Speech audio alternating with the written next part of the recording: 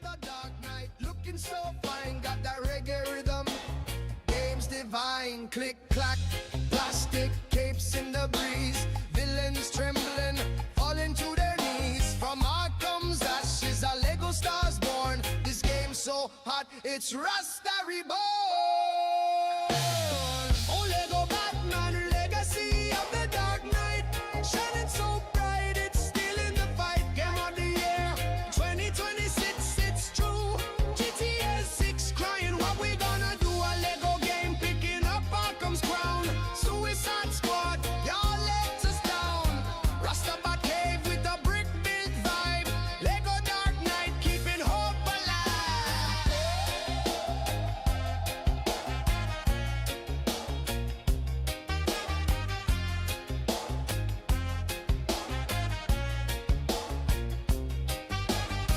Batarang snapping, built from Lego blocks. Penguins waddling, but he's out of stock. Suicide Squad tried, but it crashed and burned. Should have been like this, man, lessons learned. GTA 6, Vice City's looking shook. Lego Batman's got them shook in their books. A toy game taking Arkham's holy grail. That's the capes winning, that's the funny tale. Oh, Lego Batman, legacy of the Dark Knight, shining so bright, it's still in the fight. Game of the year 2026, it's true. GTA 6 crying, what we gonna do? A Lego game picking up Arkham's crown. Suicide Squad, y'all let us down. Rastabat cave with a brick built vibe. Lego Dark Knight keeping hope alive.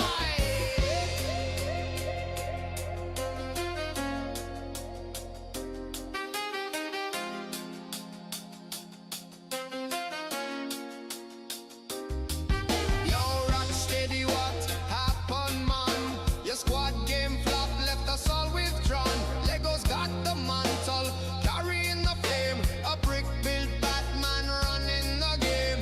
GTA 6 calling, yo, we're scared. Lego Bruce Wayne got 'em unprepared. Jah bless the bricks, this game's the one. 2026, Batman's having too much fun. Oh, Lego Batman, legacy of the Dark Knight, shining so bright, it's still in the fight. Game of the year 2026, it's true. GTA 6 crying, what we gonna do? A Lego game picking up Arkham's crown. Suicide Squad, y'all let us down. Fade out with the bass in the Gotham light. Lego Batman, Irie taking flight.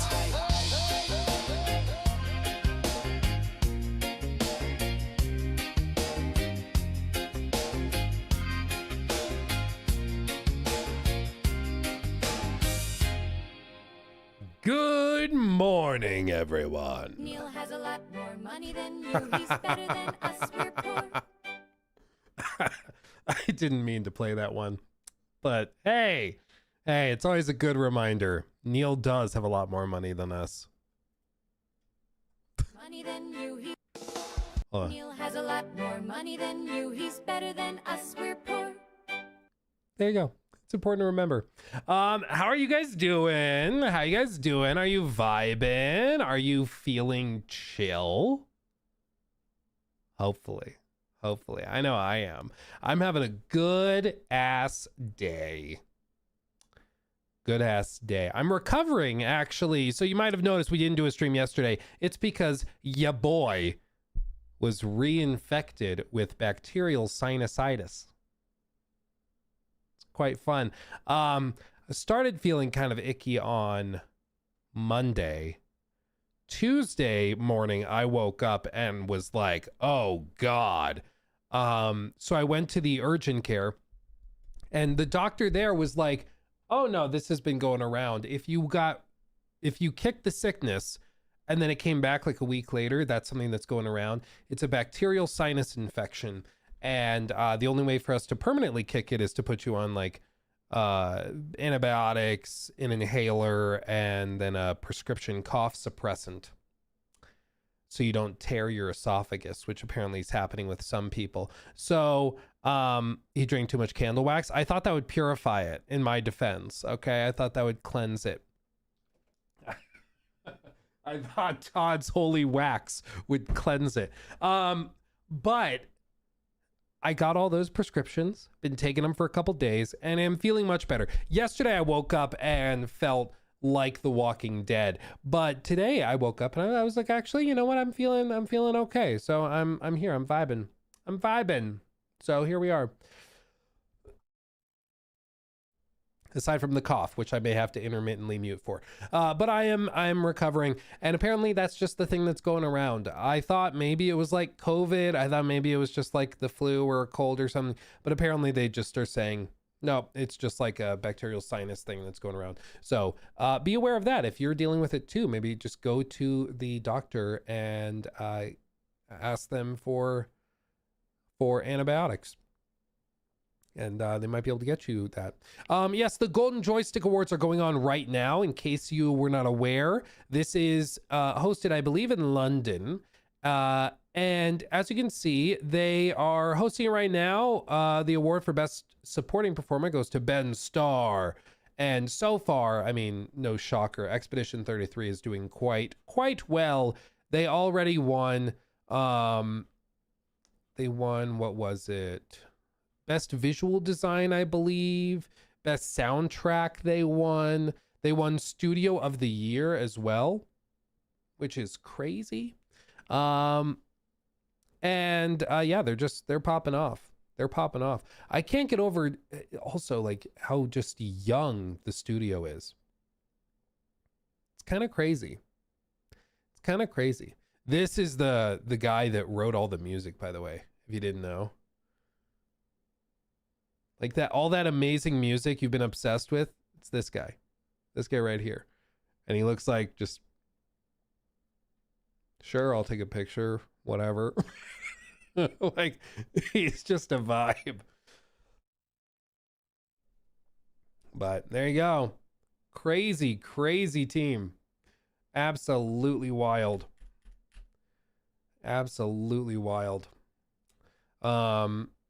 And of course, Ben Starr went up.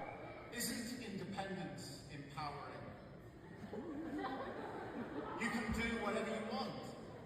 Much like the games in this category, independence offers the opportunity for expansive creativity. I've never met Ben, but he seems like a fun guy. A guy that would be chill, fun to hang out with. Also, Peak won best multiplayer game. It is fun. I'd probably give it to Arc Raiders at this point, but it is a good time. Best audio design went to Ghost of Yotei, and I can't deny that it's well done. It's just like, I feel like good audio design in like Arc Raiders is way more important than audio design in like a single player game. I appreciate good audio design, but I feel like in something like Arc Raiders, it's way more important and it's done very well as well. But the big like common thread here is that I think because of the AI voice generation, Arc Raiders is like a kind of a don't mess with it for a lot of award shows right now. They just don't want to risk upsetting industry folks by like awarding a game that's using AI voice generation. So that might be part of it. I thought you liked Yotei. Oh, I do really like Yotei. Yotei is very good. It's just, this is a year where we have very good, and we also have a bunch of phenomenal, amazing masterpieces. And while I like Yotei, it's not quite on that level. Like, it's still very good, but as with all things, it's a spectrum. There is very good, and then there's like phenomenal, and then there's like game of a generation. It doesn't mean that this is bad. It's still very, very good. It's just that this is even better, you know? It's like, I will take a nice handcrafted latte. That's very good. I'll take it, I'll drink it, I'll appreciate it and savor it. But if you offer me a McDonald's Sprite, step aside. Understand? Step aside. There's a new king in town. Nothing beats a McDonald's Sprite. You know, when it feels like you're swallowing a bag of nails because it's so spicy? Dude, oh, Oh, it's the best. It is the best. Highly recommend it. Highly recommend it. When I was going through a weight cut for a show I was doing, like back pre-COVID, I was doing like the gym. I was on a pretty tight diet, very, very limited calorie intake. But my reward at the end of the day, every single day, was that I got to get a McDonald's Sprite at the end of the day. That was my reward. That was like my one treat after eating nothing but grilled chicken, Caesar salads, brown rice, and water. I got protein shakes. I got to have a McDonald's Sprite. And dude, it worked. Dude, it worked. Ooh. Why Sprite for McDonald's? They have a deal with Coca-Cola, so they get like a more concentrated version of it. I don't understand exactly how it works, but there is actually a reason why McDonald's Sprite is way spicier and more carbonated than normal Sprite that you get in like a can or a bottle. It's very good. What did I just see? Hold on.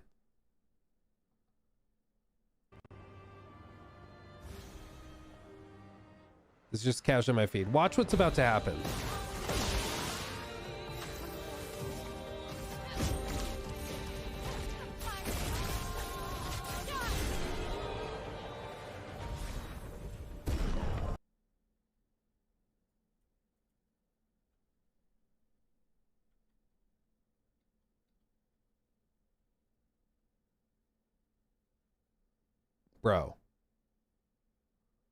Bro.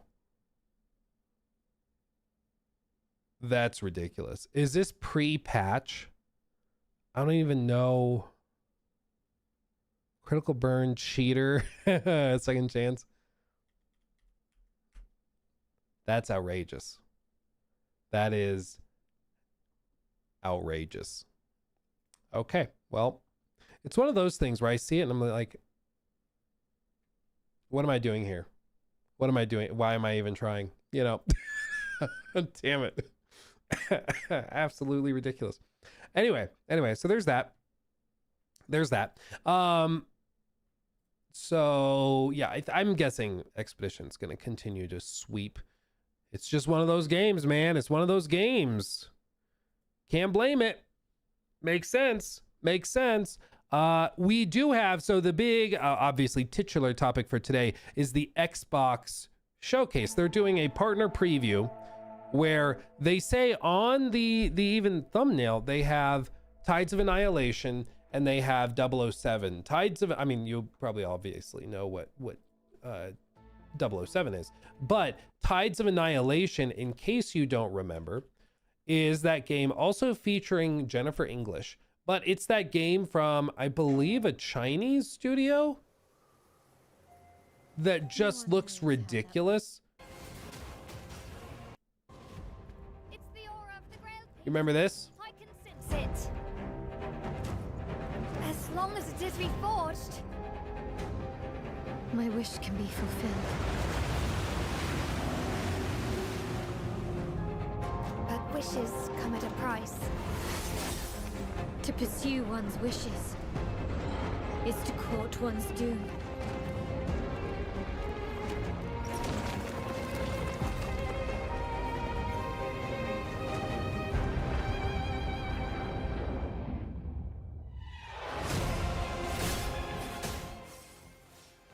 I've been telling you guys for like 2 years, we are going to see so many of these Eastern studios come out with stuff that makes it look like the Western studios aren't even trying. And they're going to be produced for cheaper. They're going to be produced faster. This is your final warning.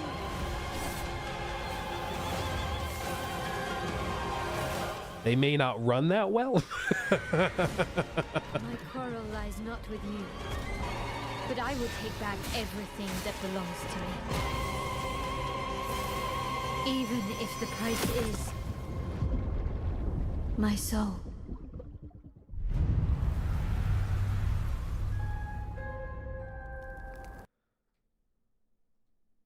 Bro. Bro, Mohammed says Asia slop. Dude, if that's slop injected in my veins, call me a slop guzzler. I don't care. That's going to get clipped. Okay. I don't care though. Cancel me. I don't care. It's because if that's slop, bro, I don't care. I'm in. I'm here for it. So it's going to be a partnered showcase. They're going to be showing some of that stuff. What they said specifically was, we're thrilled to announce the next Xbox partner preview. Our broadcast dedicated to games from third-party partners, so don't expect like Elder Scrolls 6 or anything. It's coming this Thursday, November 20th. Will feature a mix of new announcements and game updates, including 007 First Light, Reanimal, which is, of course, from the original team that did Little Nightmares. It's weird. Little Nightmares 1 and 2 were done by one studio. Little Nightmares 3 was done by a different studio and was kind of but Reanimal is sort of the spiritual successor to Little Nightmares from the original team. Tides of Annihilation, and more, with over a dozen new trailers over the course of around 30 minutes, they say. So, should be pretty interesting. We should get some good looks, even if it's just an update like they show in the thumbnail and in this description. 007 updates, Reanimal updates, Tides of Annihilation update. I'm here for all of that. That all sounds great. So bring it on. Bring it on. Here we go. Let's see. Are these as boring and disappointing as the PlayStation State of Plays? Everything is about expectations. You know, the problem with a lot of the PlayStation showcases is that people hype themselves up through, what's the term? Delusion.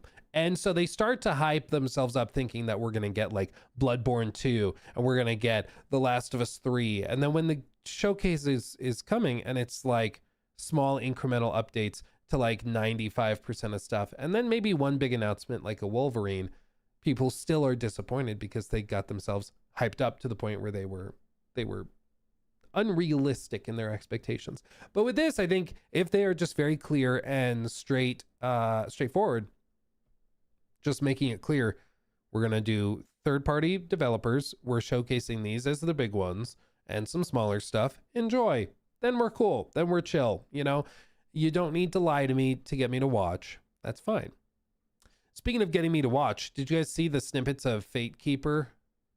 I don't know. I don't think we have time to go through the whole thing, but it's a new game from THQ Nordic, Paraglacial. Just revealed. By black granite and bone, we have endured yet another ambush. This road is as perilous as it is joyless. The greatest peril, to my senses, is your stench and the sorry shape that bears it. Let's see how choosy you'll be when the void invites you in. Spirits preserve me. Just get back in the night. Okay, whoever said voiced by RFK, it's pretty funny. It's pretty funny. We need to get to the objective, and we have to destroy the seed oils. Upsec. Fine. But remember, we must reach the moon gate and find some clue as to how it may be opened. Aye. We don't need grenades. We'll just have them drink Red 40, die.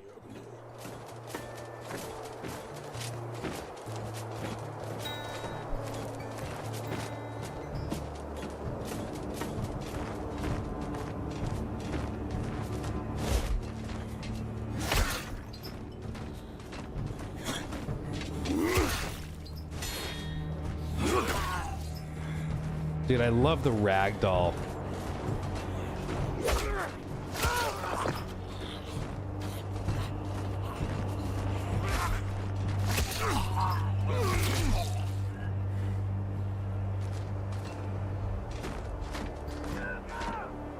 Let him go for now, youngling. Let's see what this place holds. Youngling, do you know my age, rodent? Your years mean little. This is your first vigil. Okay, RFK jokes aside, I actually do find it refreshing to have a voice that's not just like stereotypical, like generic white male actor, which does happen sometimes, you know, where it's like the, I guess I gotta move on. I guess we gotta go look for the objective over there. You know, they kind of talk a little dark, a little gravelly, with a vague British accent. Do you know how old I am? Let's push into the castle. We'll talk more there. It's like, give me a guy that sounds like he's been sitting at a campfire for 40 years, you know? Real Vikings wouldn't sound like they get pedicures every week, you know? They'd sound gritty. I kind of like this. You know how in like old movies, everybody back then, all the actors and actresses would smoke like crazy. So like everybody's voices had that particular tinge to it, the kind of grittier tone to it. I kind of miss that. It's the same thing. You know, one of my biggest pet peeves in movies recently, everybody has like perfectly white teeth. It drives me crazy, dude. Like you'll watch a movie about allegedly like something ancient. Like, oh, these are ancient Romans. And then here's everybody with perfectly white teeth. They're all super straight. It drives me up the wall. Drives me crazy. It's ridiculous. Like, I get it. The actor or actress wants to look hot. I understand. But like, goddamn, you're playing a character. Your character doesn't have perfect teeth, okay? Maybe try acting that. Try acting that. The flop. Oh, okay, that's cool. I like that. That was cool. Oh, he chopped the leg off. It's got dismemberment too, dude.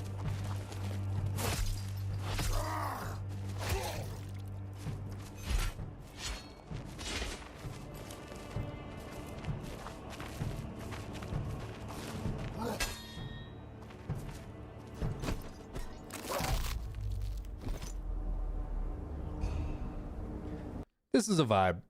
This is a vibe. This is one of those like AA sized games. That's like exactly what I'd be hoping for. You know, it doesn't need to be the most crazy thing. Doesn't need to be 40 hours long. Give me 12 hours of this, 10 hours of this, and I'm a happy camper, dude. I'm a happy camper. This is what Avowed was supposed to be.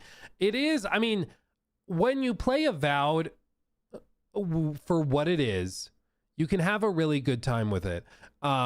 I think the difficulty was just that first trailer set expectations for something darker and grittier like this. And the eventual game that we got was like, you know, a romp through Mushroom Land. And it just didn't hit the same vibe. Like tonally, it just felt off. I liked a lot of what they did with Avowed. But I did not like the art direction or like the tonal shift that they had seemingly between that first trailer and the eventual launch. But this is a vibe, dude. This is a vibe. So there you go. Fatekeeper. Keep an eye on it. Reveal trailer. Official. Locked in. Stunning, brave, and beautiful. There we go. Okay. We have 4 minutes. 4 minutes till the showcase. We're almost there. We're almost there. Do I have any last minute predictions for maybe a surprise, a one more thing? Do you think there will be anything like that, or do you think it's going to be pretty mellow? I'm not sure. I'm not sure, frankly, myself. Berserk, thank you for the sub over on Twitch. Loop, thank you for the sub as well. 13 months. Ooh, baby. Thank you. And Ghost, thank you for the sub with Prime. Appreciate you, my friend. I can't breathe. Sorry. Modern Warfare 4. Black Ops 8. They're just getting straight to the point. Like this time you fight 2 kaiju. It's going to be just awful. Just the worst. Just the absolute worst. Elder Scrolls 76. It would be funny if they're like, yeah, we're kicking BGS out of our first party studios and now they're third party. So problem solved. Problem solved. There you go. Let's see. I had one more one more thing. This was just genuinely interesting to me. I found this guy on TikTok, and he did a breakdown, a little analysis. I'll just let him explain it real quick. Said the other day, these two brothers decided to collect a bunch of data on how friendly solo players were on PC versus console, turning off crossplay for each. Well, their findings were pretty incredible, and I dumped them into Excel for you guys for an easier comparison, and we'll get right back to that in a moment here. But needless to say, I was not surprised to find out the two guys in this clip ended up being console players. Oh hey, cool, desync. Yeah, I'm chilling, man. Just looting. Yeah, you're. Oh hey, fake friendly. Oh, there's two of you? Wow. That's awesome. Sorry, bro. The balls to say, sorry, bro. Wait, after that, come on. The console brother got 84 rounds in, where he tried to befriend 237 players, 58 of which ended up lying and shooting him in the back eventually, and 28 of which teamed up but betrayed him at extract, for a total of 86 betrayals. And the PC brother got 51 rounds in with 172 players that he tried to befriend, and overall he only had 10 total betrayals, for a total rate of 36% chance of betrayal on console and around 6% on PC. Pretty crazy. And this actually, I don't know why I buy it, but it is just funny where I feel like on console there's a lot more toxicity, which is weird because you'd think it would be PC.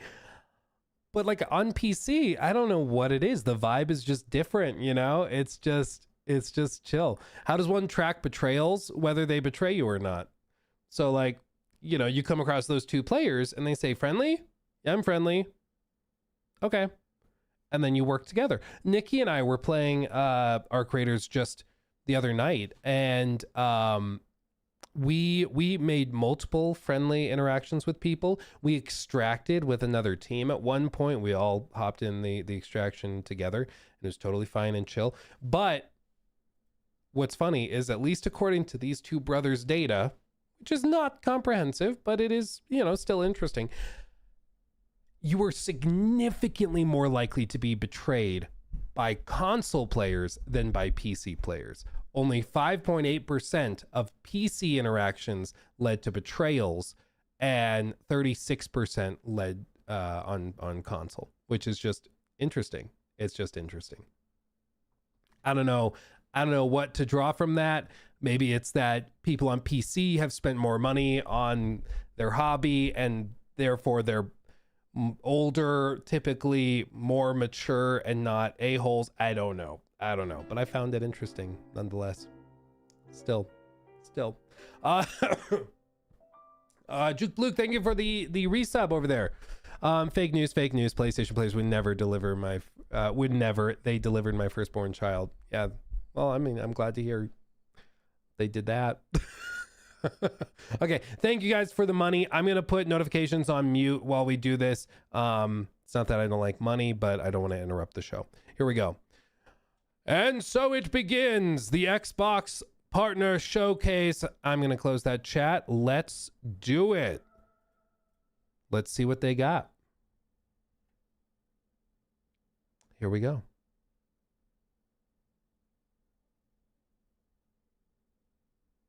All games in the show are Xbox Play Anywhere. Buy once, play across console, PC, and supported gaming handhelds at no additional cost, which is unironically a very, very good value. I will give them that. That is genuinely very cool. 7 years ago, Tides of Annihilation. the veil tore open, and No. the worthy were claimed. Maybe. We were left behind. Wait. In our desperation, we called to you, warrior, That looked to weirdly stand arcade. against the darkness.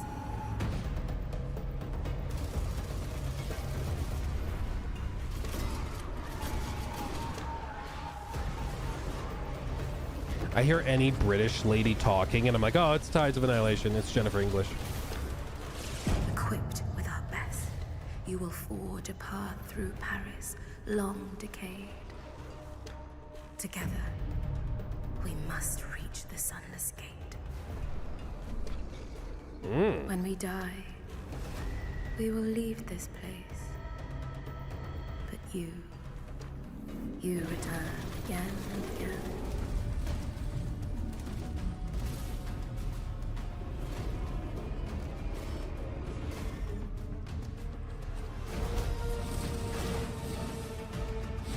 So is it just like gross returnal? Really? And why have you come? Is this our salvation? Or is this the end? Armatus. Armatus? Coming 2026. Okay. Get a deeper look into the world and high-impact action of Armatus, exclusively on Xbox Wire.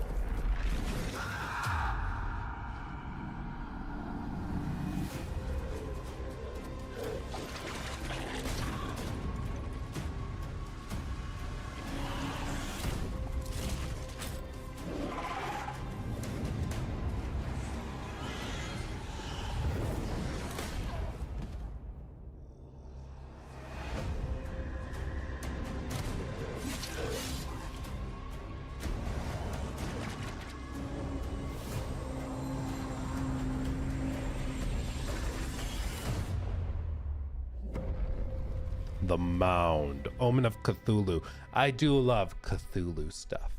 I'm a sucker. I'm a Cthulhu sucker.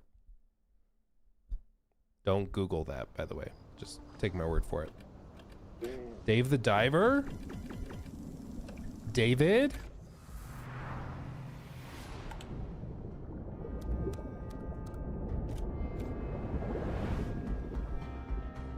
Dude, I'm so stupid. I was like, oh, they're announcing a waterproof version of the ROG Ally.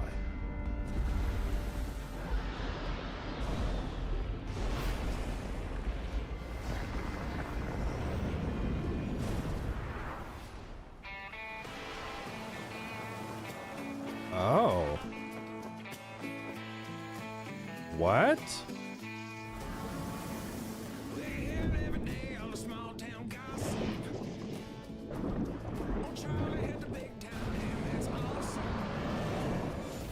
I did not see this coming. Okay. That's cool. Dave the Diver is really good. I played the crap out of it back when it came out. It's a vibe.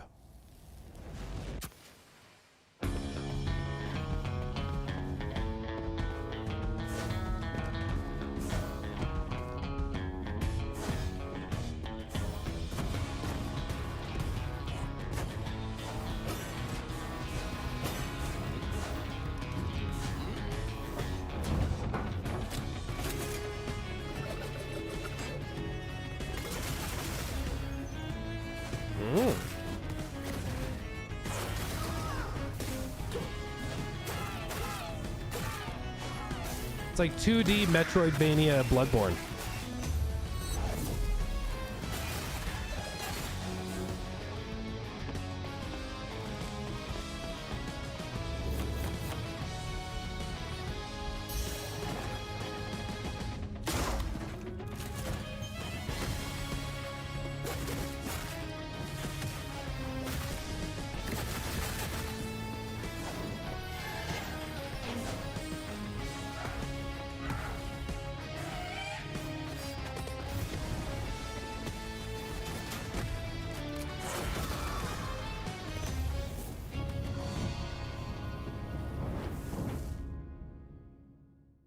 Crowsworn.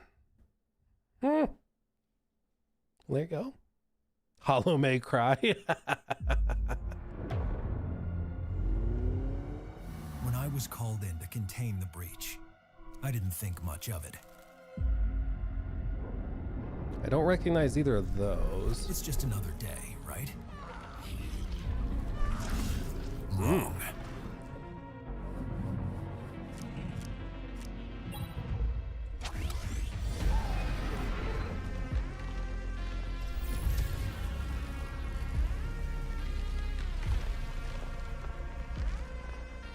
Once forces beyond our reality trapped me, it was a one-way ticket to a whole new world.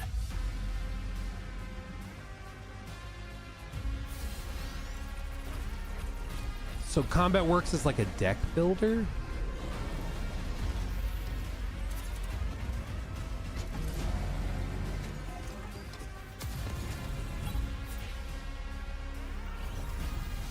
The question isn't, what can I do to survive? But what can I do to find my way home? Huh. It's one of the most unique ones I've seen at a showcase like this. I'll give him that. Was that a gremlin? It kind of looked like one.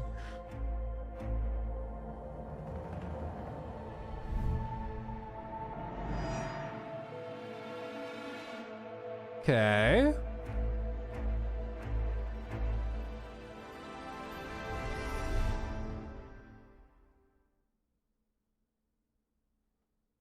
Vampire Survivors.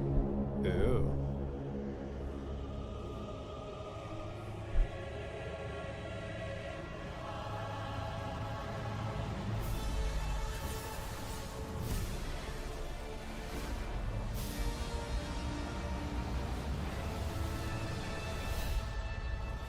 Next-gen graphics, an endless open world, compelling storytelling.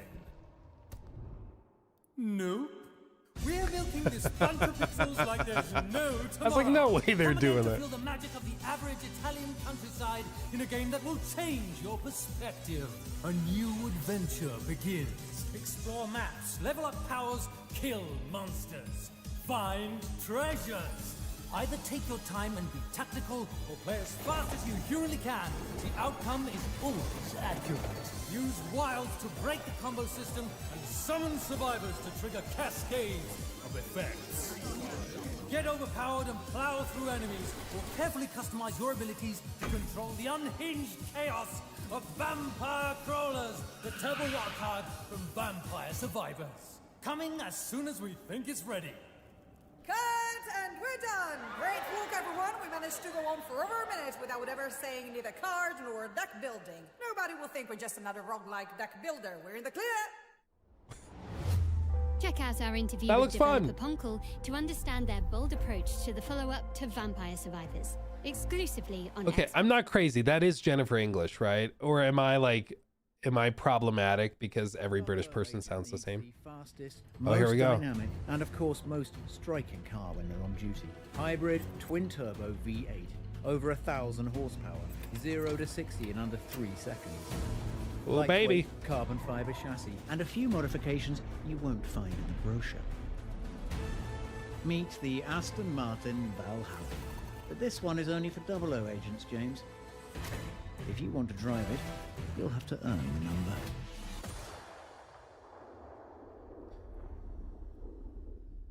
Oh, baby. The Aston Martin Valhalla. Does look fire. 007 First Light will be honoring a long line of iconic Bond vehicles. Find out more exclusively on Xbox Wire. I don't know anything about cars. How much is an Aston Martin? I genuinely don't know. It's got to be like... At this human gas station for 1 month now, and no humans have found out yet. My Just job a is to get lot. everything ready and in place for the 200K? I'm seeing a lot of $1 billion and then a lot of like 200, 300K. very popular magazine Woof. on Probalia Tita 12. Our state-of-the-art technology allows us to blend in and gather all the data we need. Of course, it's important to keep this place up to human standards. Otherwise, the scary ones show up. We need your help. Everyone is being called to Earth to prepare for the invasion. The mission depends on you. It is a really funny concept for a game to go undercover as an alien, pretending to be a person working in like a gas station. I love that idea. It's clever. Looks like a streamer game. It looks like like a game you play with your friends, probably just like a couple of times. That's why Game Pass can be great for those types, you know. Isolated and rotting away. What is this? Ooh. Suffocating. Atari? I've lingered here far longer than I ever meant to. Retracing old steps and replaying every moment. Wondering where it all fell apart. What are we... What is this? Point. You can't rewrite what's already happened. My path brought me here to this corpse of a home. These fading memories. They're all I have left.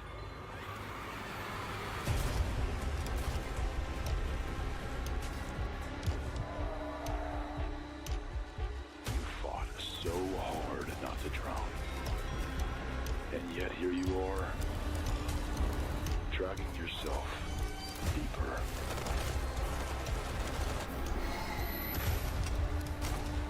It feels familiar, doesn't it? You loved this place once.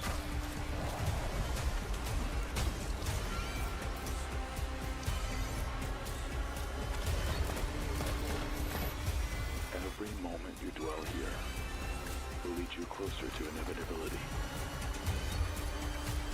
If you still had a chance to leave, would you take it? Sam Preble, Akira Yamaoka.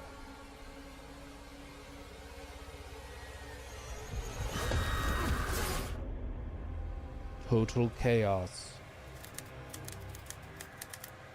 Available today. Shadow drop in it. Wow. Okay. I do love the shadow drop in.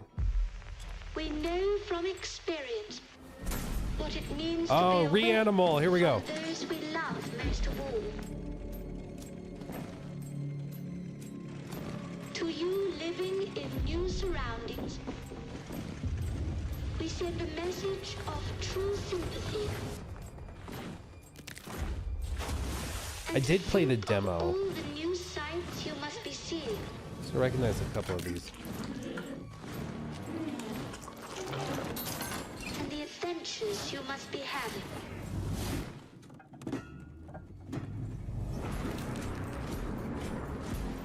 So it is not difficult for us to picture the sort of life you are all leading. I know you won't forget us.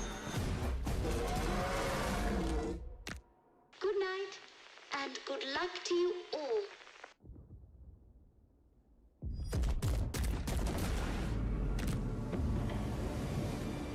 February 13th. Dude, February and March are going to be stacked. Oh. This story begins the same way so many do in this world. Bro. With blood. When a man loses everything that matters, ain't nothing that can keep him from setting things right. Not even death. But it's gonna take more than iron to save the one he loves. Because the one thing a bullet can't stop is time.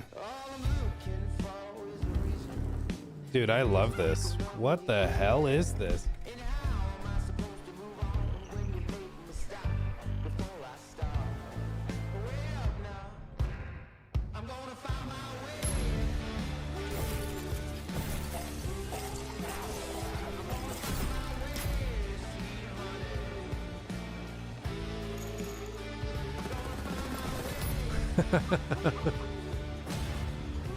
Oh no, They hung the chicken.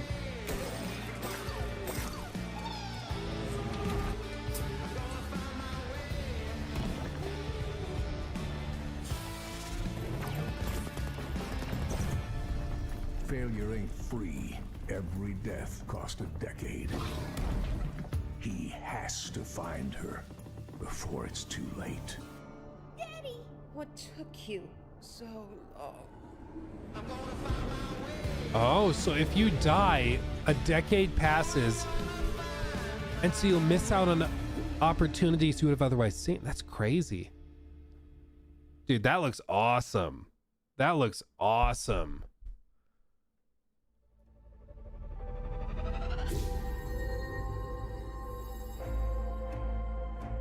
Bum, bum, bum, bum. Dude, I'm kind of hoping that for 007 they do like a limited edition Omega watch. I think that'd be awesome. Like, I know it'll be expensive as hell, but wouldn't that be cool? Like the actual official 007 Omega watch. Hey, little bunny. What? Still alive? Because if you bite the dust, your right is mine. Just a heads up. What is this? Hey, Ray. You got the spark? Ran into a few bumps.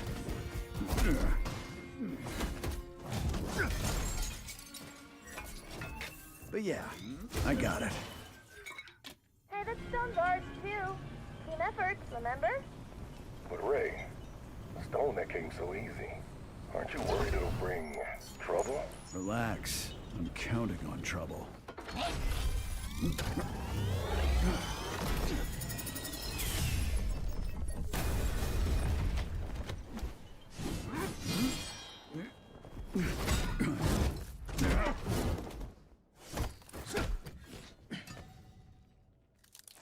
This belongs to me now.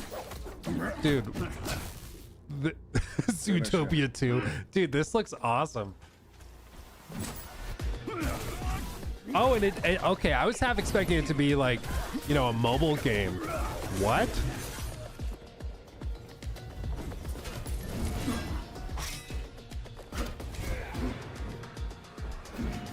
Oh, dude.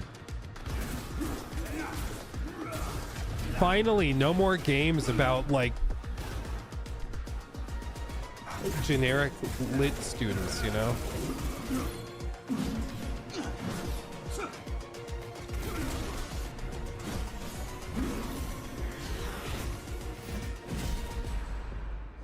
Walked right in himself, huh?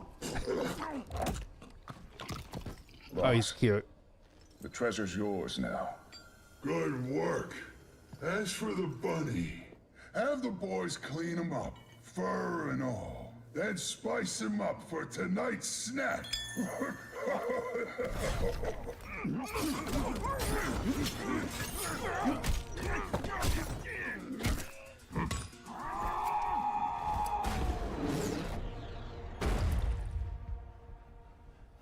What?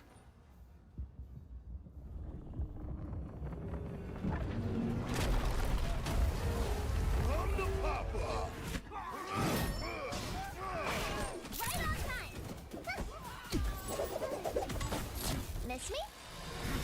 Dude, gory action game featuring adorable animals. I didn't know I needed this.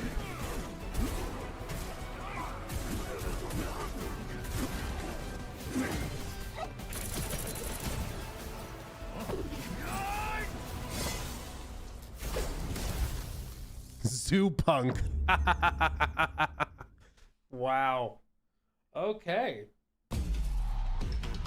That was not on my bingo card. I did not expect that.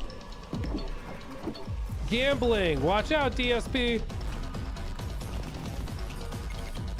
Dude, you want to know what happened to me this morning? Nikki casually just mentioned, have a good stream. Make sure the camera's not on the whole time. I was like, did you just make a DSP reference? What do you mean? It's like my wife just made a DSP reference. Oh my God.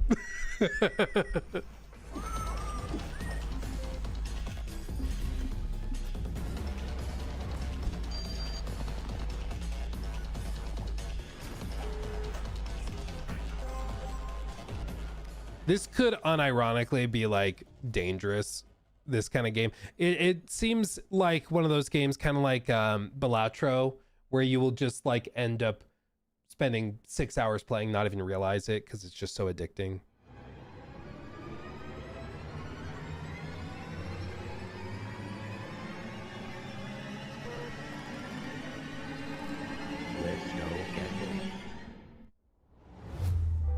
Roguelite, Clover Pit. slot machines, hell. Delve deep into the bizarre but fascinating journey that awaits you in Clover Pit, exclusively on Xbox Wire.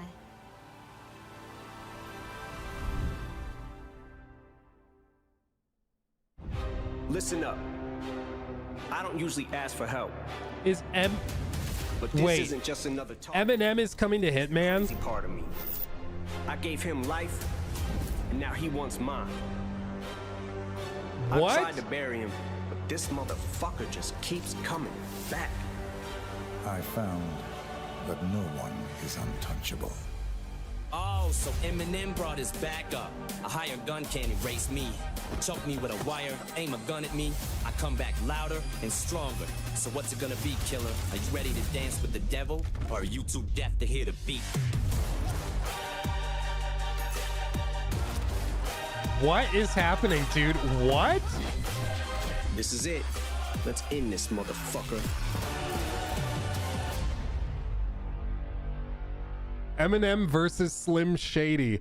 So Eminem helps Eminem you. targets his alter ego in the new elusive target mission for Hitman. Learn more exclusively on Xbox Wire. Okay. None of this was on my bingo card. Like, what? That's insane. Okay, anyway, Tides of Annihilation. Yet Lamorak sends one more. I almost admire him. Tyranno! But you're one of the White King's sorceresses. You destroyed the White Lands. That destruction is in fact salvation. You're insane! You know not of what you speak, except your defeat. Dude. Remember what I said? It's like they make it look like nobody's even trying. She's created another folded realm. I can't reach her. We cannot cross two folded realms, but this spear shine. Take the spear.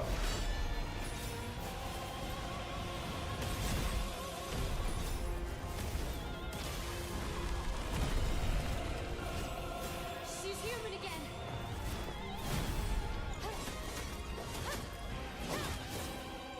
It seems you do have the capacity to surprise us.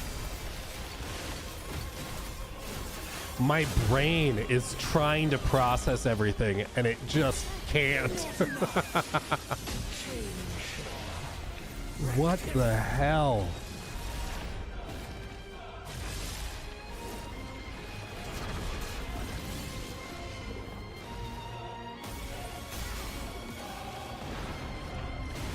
Even with your new ally, we end this here.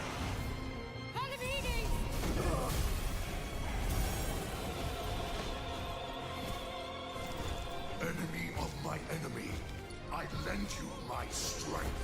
We fight as one.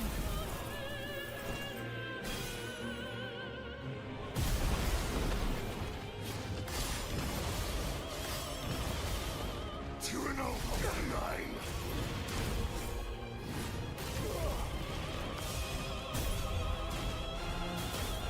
You will not escape justice.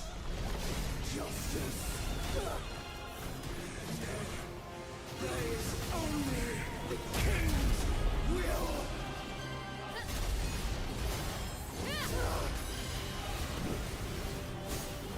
Go to hell!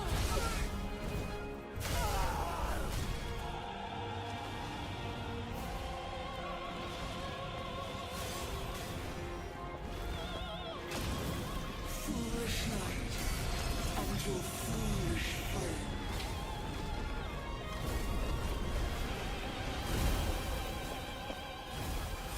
With the agony of truth, you choose the comfort of lies.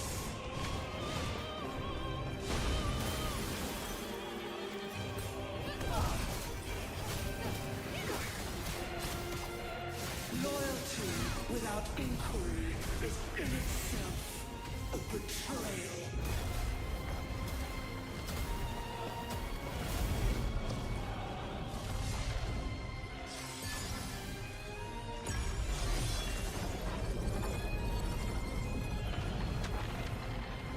Your loyalty has condemned this man.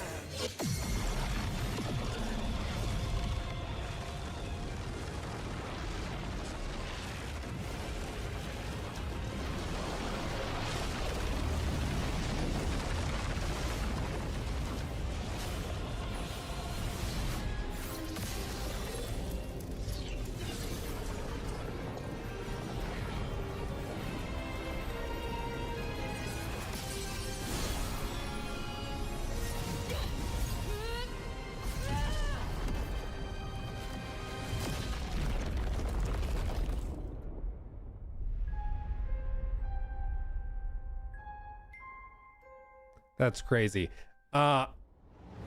It's like More insights straight from Epic, Eclipse the Gladiator's video honest game. resetting and gameplay behind It that just top-line does not animated boss run fight, exclusively on Xbox One. great. It needs a little bit more time in the oven, polishing, because those frame drops were a lot. But if they can get it running well, oh baby. In-engine footage.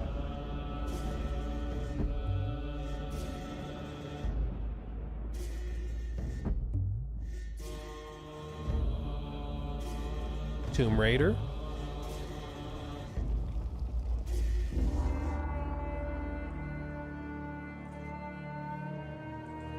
Raji 2.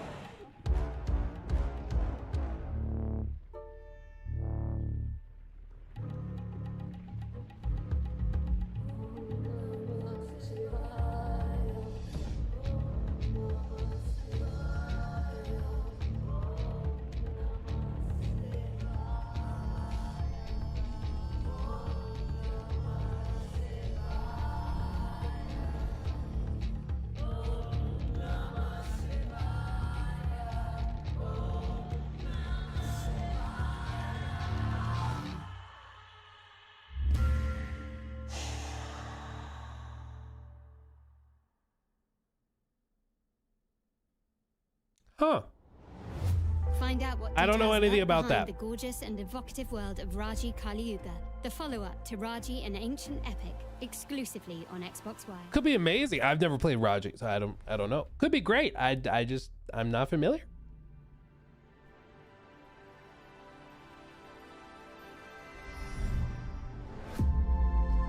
Oh. I still can't get over freaking Eminem versus Slim Shady. Like, what? You could have given me a month straight to just write down random predictions in a notebook of like crazy stuff that could happen, and I don't think I ever would have guessed that. It's just crazy. It's just wild. Like, I'm here for it. I'm down. But like, did not see that coming. So there we go. I think for me, highlights, this game looks fire. This one I'm really curious about, because it's like that voxel art style. It apparently has like actual consequences for your character's death in the form of time passing, which changes not just the environment, but also the characters and what's available to you. And then also like literally your daughter that will change. Look at this when they hang the chicken. This is crazy. So I'm assuming it looks like a rooster. They got the rooster statue and everything. They got all that. And then something happens and they execute him. I'm there for that. That seems crazy. The Aston Martin. I cannot afford one, but maybe one day. The Mound, I do like Cthulhu games. Dave the Diver updates and DLC, didn't see that coming. This looked cool. Very Hollow Knight. Yeah, the Vampire Crawler seemed interesting. This game also, I would never have guessed this, but it's like an action thriller game, but with a cast of exclusively like furry animals and creatures and stuff. Didn't know I needed that, but you know what? It seems like a vibe. This seems like one of those types of games you would get back in the 360 era that just don't exist anymore, but I'm here for it. You know, honestly, I miss weird games like this, and I'm here for it. It's probably not going to be like, you know, a 10 out of 10 game, but it doesn't need to be a good time, you know? Bunny Gaiden. Yeah, exactly. And then Tides of Annihilation, again, this game looks phenomenal graphically. It is epic. The direction's crazy. Combat seems really, really cool. But just like in the previous trailers, performance is like the major question mark, because this is a game seemingly with an action system or a combat system that is pretty reliant on like precise timing of parries and counters and stuff. And if the frame rates are dropping, that doesn't work as well. You know, it just doesn't work as well. So you really need to like refine that and polish it up. Same thing with 007. 007 looks fire, but those frame dips in especially some of the high intensity action sequences are going to be a problem if they're not addressed. So, you know, we vocalize it now so that they work on it and take the time to polish it up and get it running. Even still, something like Tides of Annihilation, I'm probably waiting to play it on PC, but time will tell. Did they announce it for PC as well, or was it just console? I don't remember. No, Steam. Coming to Steam, Epic Game Store, PS5, PS5 Pro. But the buy anywhere thing is genuinely cool. Just so people are clear, if something has the Xbox Play Anywhere tag, what that means is that you can buy it on Xbox through the Xbox app. So not Steam, but the Xbox app. And when you do that, you can play it on your PC through the Xbox app, or you can play it on an Xbox console or through xCloud or whatever else, or even technically through like GeForce Now using your Xbox library. And that is genuinely a cool thing, to be able to buy one copy, play it on a console or on cloud or on PC, all included. It's genuinely cool. No Steam Deck. Yeah, no Steam Deck, because Game Pass technically doesn't work on Linux, but there are ways to backdoor it. It's tricky, but it's technically possible as far as I understand it. You can still do xCloud on the Steam Deck though. But do I think PlayStation will ever do that too? There is a rumor that PlayStation is looking at their own sort of platform on PC. What it would take the form of is as a launcher. So the rumor is, this is not confirmed, but the rumor is that PlayStation will have a PC launcher. That's the PlayStation Store or whatever. And it's an app on your desktop. And if you buy a game on PlayStation, you can play it on your PS5, PS5 Pro, or you can play it on PC through that app. And it will share save files, and it will share like trophies and stuff like that. potentially even they could offer you a discount. So it's like $70 on Steam or $80 on Steam, but it's only 60 or 70 on the PlayStation Store because they're not paying 30% to Steam. It's technically possible. I think that's the best way to do it, assuming they're going to like bring their own launcher, add value to using your launcher, but still make it available on Steam. That would be my hope. My fear is that they're going to do that, but then they're going to like remove it from Steam and they'll stop releasing stuff on Steam. I think that would be a mistake. Because every other publisher, like I think it was like 2018 is when every publisher started really pushing for it. You remember the age of like EA's launcher, Bethesda had their own launcher, Bethesda Net for a while, for the launch of Fallout 76. Ubisoft did it. Like every company had their own launcher, and most of them have given up on it and gone back to Steam because it just didn't work. So I think you know, they might be playing around with it. I think there's a way for them to do it that would be good. I just don't know if they'll hit it out of the park or not, but we'll see. Overall though, a fun little show. Only 30 minutes long. Showed some genuinely cool stuff. Again, I just did not see the Eminem crossover coming at all. I thought ending it on the Raji was kind of surprising. I would have ended it on probably Tides of Annihilation, but I mean, maybe I'm just missing out. Maybe that's actually really, really baller. Where's the Eminem bit again? So what's it gonna be, killer? Are you ready to dance with the devil? Or are you too deaf to hear the beat?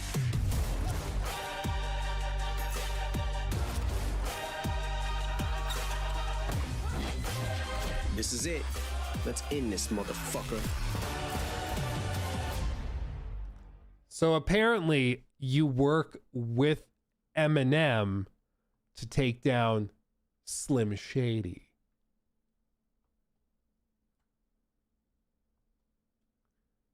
I wonder if you can kill him in ways referenced in his songs. Shove 9-inch nails through each one of my eyelids. Something like that. That'd be funny. That'd be cool. Who knows? Bender the Offender, thank you for the 5. It's the age-old idiom. Steam does nothing and wins. Yeah, well, I mean, for Steam, they just have what works and they don't need to rock the boat too much, you know? Don't get too greedy. Don't push it too hard. Just chill out, you know? Eminem is one of my favorite rappers, and holy shit, I was not expecting that at all. Well, it's genuinely, I think, a fun crossover collab. You can kind of do anything in Hitman, so it's just silly and stupid. But I mean, it's eye-catching. That's one of the big pushes for it. They want it to be eye-catching, and you know what? That's a mission accomplished. Should have been Madonna. Well, after seeing Eminem in this, the last one was Mads Mikkelsen. Now it's Eminem. Don't count out Madonna. Imagine they do like a Cher. You could do Cher. They might do something just totally outrageous, and it's just Bobby Kotick, and that's the whole assassination mission. They could do all sorts of stuff, dude. They can do whatever the hell they want. Whatever they want. Taylor Swift. I don't think Taylor Swift would have a chill vibe about that. I think like if you suggested it to her, she'd be like, players will come and try to assassinate me. I don't think that'll work. Elton John. He might have a sense of humor about it. He's done some stuff with Eminem too. But yeah, it's fun. It's wacky. It's crazy, you know? It's crazy. We need a queso one. There's got to be a joke there. There's got to be a joke there.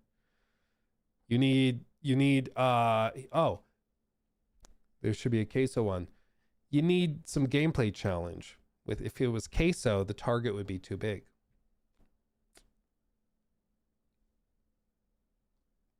Just kidding. Triple hit points.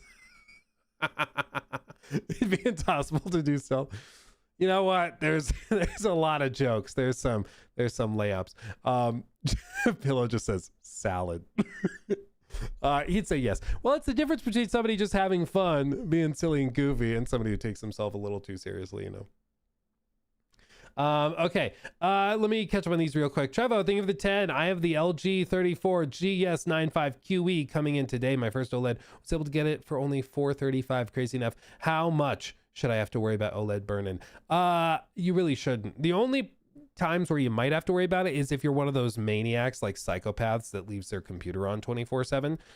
I don't know why you would ever do that, but I would say if you're a normal human being and you're like turning off your computer when you're not using it, you're fine. You're fine. The problem would only come up if like literally 24/7 your monitor was on. But these monitors have all sorts of really clever and cool ways of dealing with burn-in. For example, they might keep like 5 pixels on the outside of the display turned off. And then as you're watching, you won't even notice it, but it'll move the picture and kind of bounce it around in that frame automatically without you having to know about it, to keep any 1 pixel from being on too much or having too much brightness exposed to it. It'll even identify certain areas of the screen that are hypersensitive to that, and they'll lower the display brightness and stuff. So I really wouldn't stress it.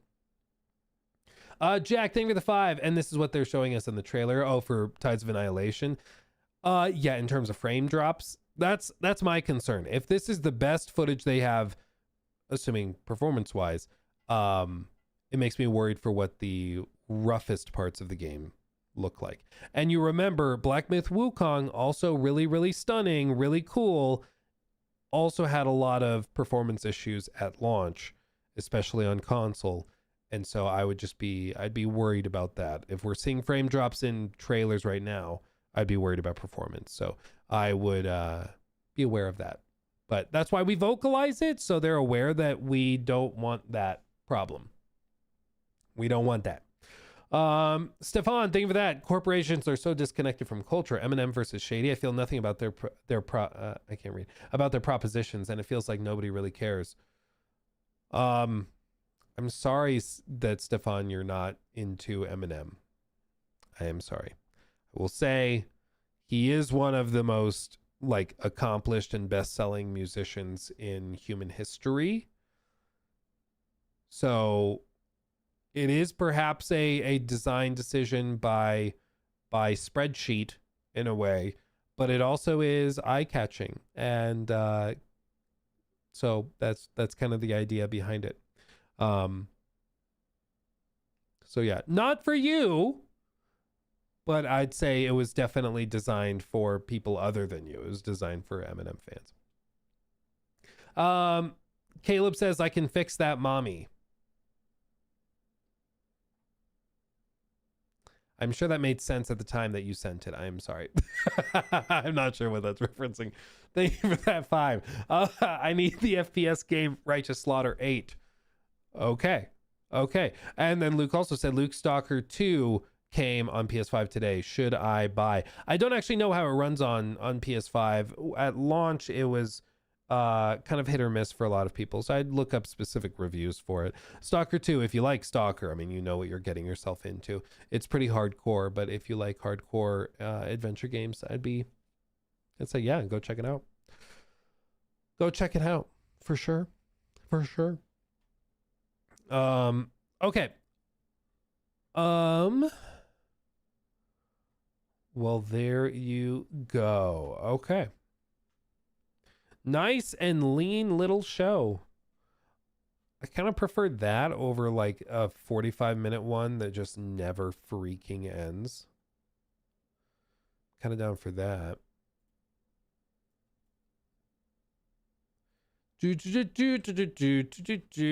Okay, I showed that one. Real quick, I want to circle at this. I want to tackle this. Whoops, it pulled up a new browser altogether. Steam Machine pricing. I want to chat about that because I am also very, very curious where the pricing lands for it. And let's see, we talked about that. We covered that. We can probably circle back to Duskbloods as well. And then GTA 6 stuff. I want to tackle that too. Okay, maybe we do GTA 6 first. That'd be fun. Okay. That was $499, $800. Well, let's see real quick. Let's see. The one and only Digital Foundry guys have talked about Steam machine pricing, which I am here for because I am very interested in the device. But I think it all comes down to price, as do most things. If this is one of those devices that comes in at like $1,000, I am way less interested than if it comes in at like $500. As is true, I'm sure, for most people. That's one of those no-duh statements. But I think it's crucial because this, I think, fits within a very specific niche of the industry. Once you get to 1,000, the types of desktop PCs you'd be able to build yourself that are not small form factor become way more compelling. So I think that whole audience falls off pretty quickly once you get to that price range. Whereas if it's in that like $500-$600 range, then you start to appeal to maybe people who are interested in getting into PC gaming but don't want to build a whole PC. They could get into that with the Steam machine and use it that way to access Steam. And also it appeals to people who want like a set-top box to be able to play Steam games on their TV in their living room and stuff. But let's see what we're dealing with. The first thing we really need to talk about is what wasn't revealed, which was the pricing. And wow, I mean, we're looking at a Q1 2026 release. And we've got a machine which I think is fair to say, if you looked at the top of the Steam hardware survey, the spec that they've put together is essentially very similar to, like, you know, the most popular CPU, the most popular GPU. So it's quite an interesting spec choice there. But the fact that they're unable to tell us about pricing at this time, Oliver, what do you make of that? Yeah, I'm not too sure about it. I went through my notes from when we discussed it, and they seem to indicate that they might not have a straightforward price for at this time, but it did seem like they were going to maybe give us more of an indication at this time, and they didn't really give us any indication as far as I'm aware, for at least for Steam Machine, a little bit more for Steam Frame, which we can talk about in a minute. But I think it's really hard to come up with a fair price for these products, in part because of DRAM pricing, which is like a global issue. And there you just have like spot prices for like DDR5 kits going up into crazy levels as, you know, the AI boom is eating up all the supply of DRAM and forcing various suppliers to retool their production lines to produce more server RAM and HBM and things like this. That's not... Yeah, I wasn't aware of this, but apparently like DRAM right now is ungodly. Apparently it's gone up like 2 to 3x over what it was just like a matter of months ago. It's like actually insane. So you remember back when like the crypto boom really started in like, what was it? Was it right around COVID, right before maybe, where all GPUs were getting bought up by server farms because they were all mining for Bitcoin and stuff. And eventually that settled out. I don't remember exactly how. Maybe NVIDIA locked it down. I don't remember exactly how it ended up not being an issue anymore. But that was the last time like we really saw those crazy spikes. But now, right now, DRAM apparently is just ridiculously expensive. So they don't want to lock down pricing because that might continue to get worse and be more expensive. And they also, I'm sure, are worried about things like tariffs and potential impacts there as well. There's just a lot of question marks right now, and it's dangerous to announce pricing on something that's coming out in like 6 months when there's a lot of question marks, you know. Ideal.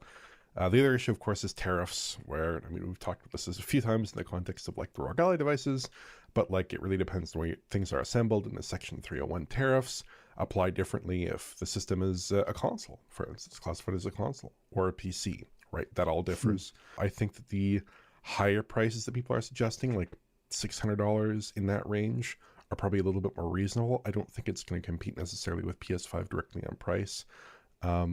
In a really fulsome manner, maybe more closer to the Series X in terms of pricing, which itself has been inflated considerably in price since its launch there. But yeah, I think maybe a $600 price tag would be reasonable. I think they might announce some details on that in the new year, but I think a $600 price tag would be more reasonable for that system. I think the Steam controller will probably be something like $80 or $100. It's a pretty high-tech piece of kit. And then, of course, comes with the Steam machines. That might add a little bit to the bill of materials there as well. If you think about it, for Steam Frame, they've indicated that it'll be below the price in the index flat out, which is a $1,000 machine.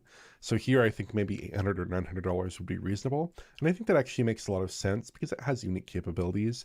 It can do special things with SteamOS. It can do all kinds of cool things with standalone PC games. If you want a VR gaming device and really a VR, not XR device, and a gaming device, not a multimedia device, I think it's probably like the best thing in the market at the moment, or at least it will be when it launches in early 2026. So I think there, the price proposition, even though it's a narrower slice of a smaller market potentially, it is a really cool device that I think people are going to be really attracted to, kind of independent of that price tag almost. Real quick question. If he's right and the price point is 600, is that a compelling enough price? Like 600 to me, I feel, because let me explain my use case. For me, I have a gaming PC already on my desk. I don't need to buy a mini Steam machine to play Steam games. There are going to be people for whom this fits very, very specifically, where they are like a console player and they have never had access to Steam or PC gaming, and this will let them get access to it. And at $600, I think that is a reasonable price for them to be able to come in at the expense of like a high-end console and get access to the Steam library and everything like that. They can plug it into their TV and experience it that way. And I think for them, it makes sense. For me, it's not replacing or going in place of a PC. For me, this would basically be a machine to plug into a TV upstairs and use to like play games I'm playing on my PC, but pick them up where I left them off, just like on the Steam Deck, but on my TV. So if I want to play, like maybe I have friends over and we want to play Jackbox, but I don't want to have to hook up a laptop to the screen, this could do that. If I want to play Civilization on a massive screen, I can do that. If I want to play an RPG like a Rue Valley or Disco Elysium, nothing like super graphically intensive, but I just want to play a game like that on a bigger screen, I'd play it on the Steam machine. For me, that's where this would fit. And at $600, again, at the price point of like a higher end console, not quite a PS5 Pro, but not quite as cheap as like a PS5 or Series X, or maybe Series X. I don't remember where it's priced at right now, but I think that's on the high end of my tolerance. I think once we pass like 650, 700, I become much, much less likely to buy it. 600 I'd say is like the limit of where I'm at personally. Let's see, 700 to 1,000 depending on storage options. Maybe, I mean, if it's 600 for what did they say? Was it 256 or 512? If it's 600 for the lowest storage tier, and then it's like 750 for the 1 terabyte, 900 for 2 terabyte or something, I think that could work. I would still personally, I would just go and put a micro SD card in there, because I'm not going to be putting like cutting edge games on the device. It's mainly going to be for smaller stuff, but you can also expand the M.2 NVMe SSD if you want to. So there's options for sure.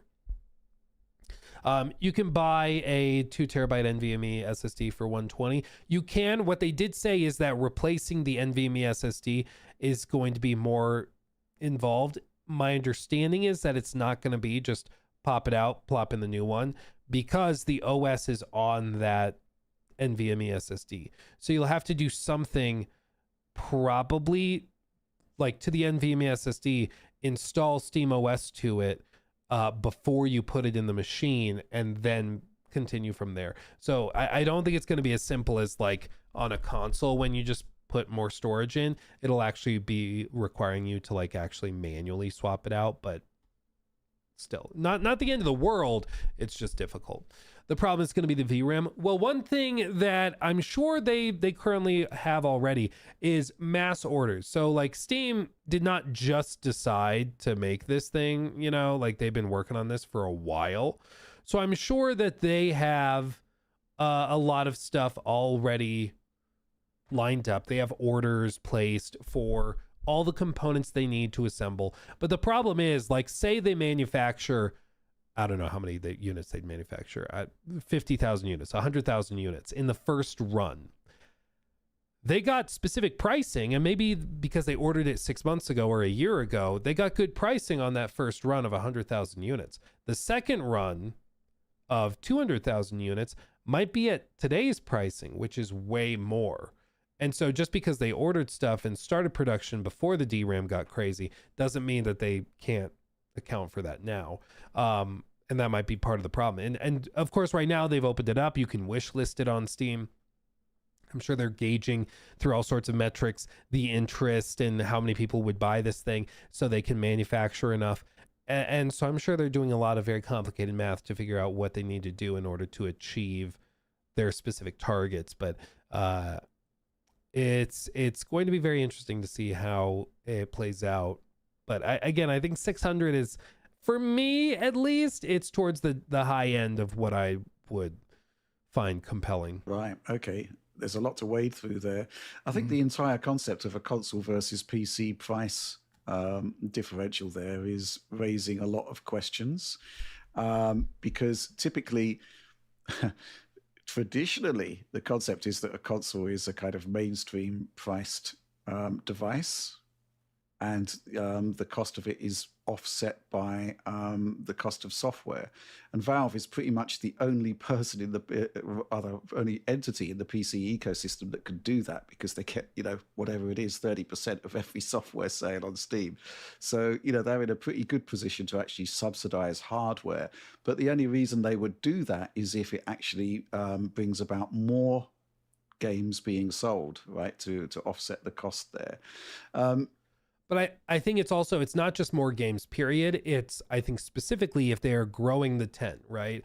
If they are getting console players into the Steam ecosystem who previously have never been in the Steam ecosystem, then yeah, if you can reduce the price, subsidize it, they eat a little bit of cost when they're selling it. Maybe it costs them $750 to manufacture, but they sell it at $600 in order to just get it on your desktop to start selling you games, and they can make up the difference. Then it works if you're a new customer. If you're an established customer like I am, subsidizing it, it's almost certainly not going to lead to additional sales. I'm still going to buy all the games that I'm already buying. Like, maybe I'm spending more time on your platform because now I can play Steam games elsewhere, and maybe that's part of the thought process. But I personally don't anticipate them discounting heavily. Loxy, the SSD wasn't that involved. It was the RAM that was involved. No, from what I recall, I think it was in the Linus Tech Tips video, the RAM replacement is very involved, because they said that will physically require you to take off like the heat sink. It'll have you undoing screws, literally taking the machine apart to access it, and then you have to reassemble everything. But what they said was replacing the SSD, because the OS is on the SSD. It's not like there's an internal storage and then an SSD port. The SSD is all of the storage, so the OS is on it. So my understanding is that you'll have to either clone the NVMe across to the new one or something like that. Maybe by the time they launch, they'll have some fix for that. They'll have some really small amount of onboard storage to streamline that process. I don't know, but my understanding, at least as of right now, is that replacing the SSD will be software involved, but not hardware involved. It'll just be pop off the bottom and you put on the new SSD, but you'll have to do some heavy lifting elsewhere. Jack, thank you for the 5. Do we know if they sell the Steam Deck above or below price? I don't know if we know at this point. What I do know is that the Steam Deck pricing is actually quite compelling. Like, I still can't get over how cheap the entry level one is. Like, it's $399 for the base model. That's kind of crazy, especially you look elsewhere. Like, what's the ROG Ally at now? ROG Ally, the Legion, let's see. Xbox ROG Ally is $699 or $649. Yeah, so the basic white one This technically launched, I think, 2 years ago. But this one is like $649 today. And it does outperform technically the Steam Deck. It has like a 1080p screen. It has it can run games technically a bit higher. The battery life is hot donkey ass, though. I will say that it's like all of 45 minutes. It's rough. So it's technically more powerful, but it's like, I don't know if it's that much more usable. But the Steam Deck OLED, ooh baby. Honest question, maybe somebody knows. Is there a handheld that is OLED other than the Steam Deck OLED? Like, is the Legion Go OLED? I don't think the new ROG Ally Xbox ones are OLED either. I don't think so. The Switch, well, not the new Switch. The OG Switch. The Legion Go 2 is OLED. Is that available yet? Legion Go 2.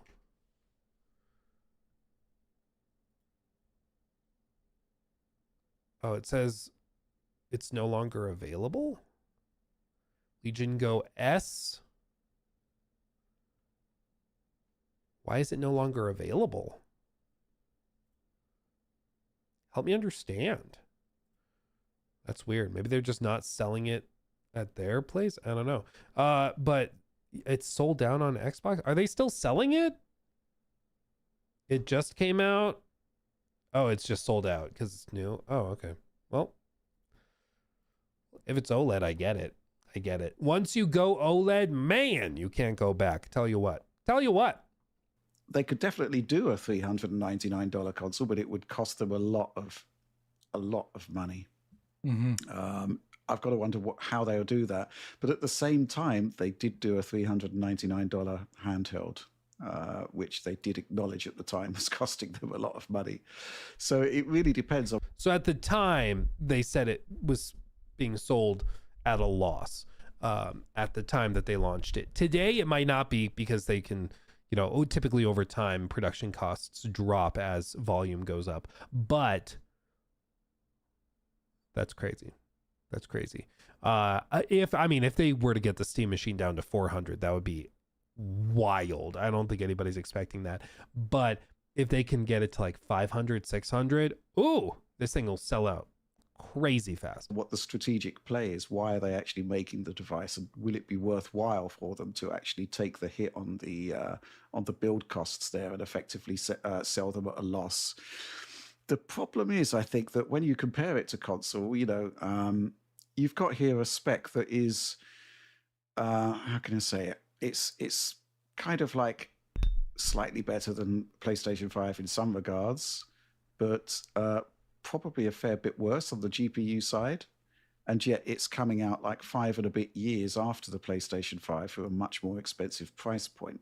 So if the strategy here is to actually grab some console market share, I don't think that's going to happen, which kind of then brings into question, well, why are they making the device if it's not to expand the total addressable market for Steam?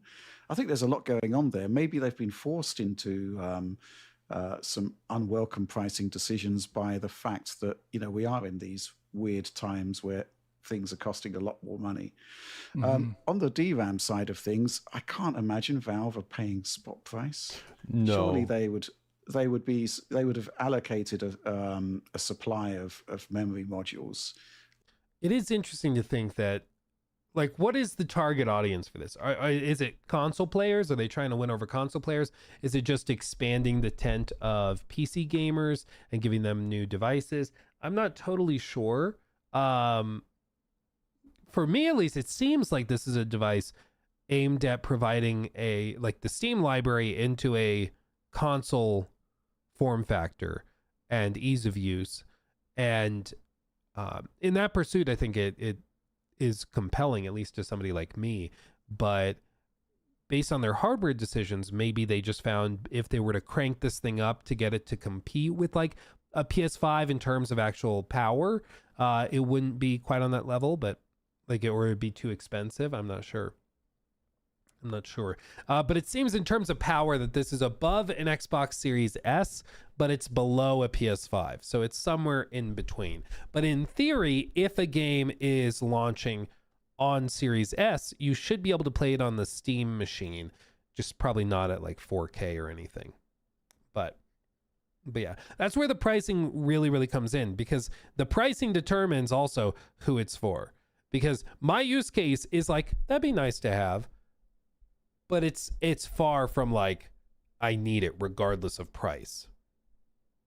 You know, like for a handheld that is ultra premium, allows me to play games on the go at a very high fidelity, I'm willing to spend a lot more money on that because it's a very specific use case that I'm willing to go for, and I really want that. For like playing games like Jackbox on the big TV, I don't need that. It'd be nice.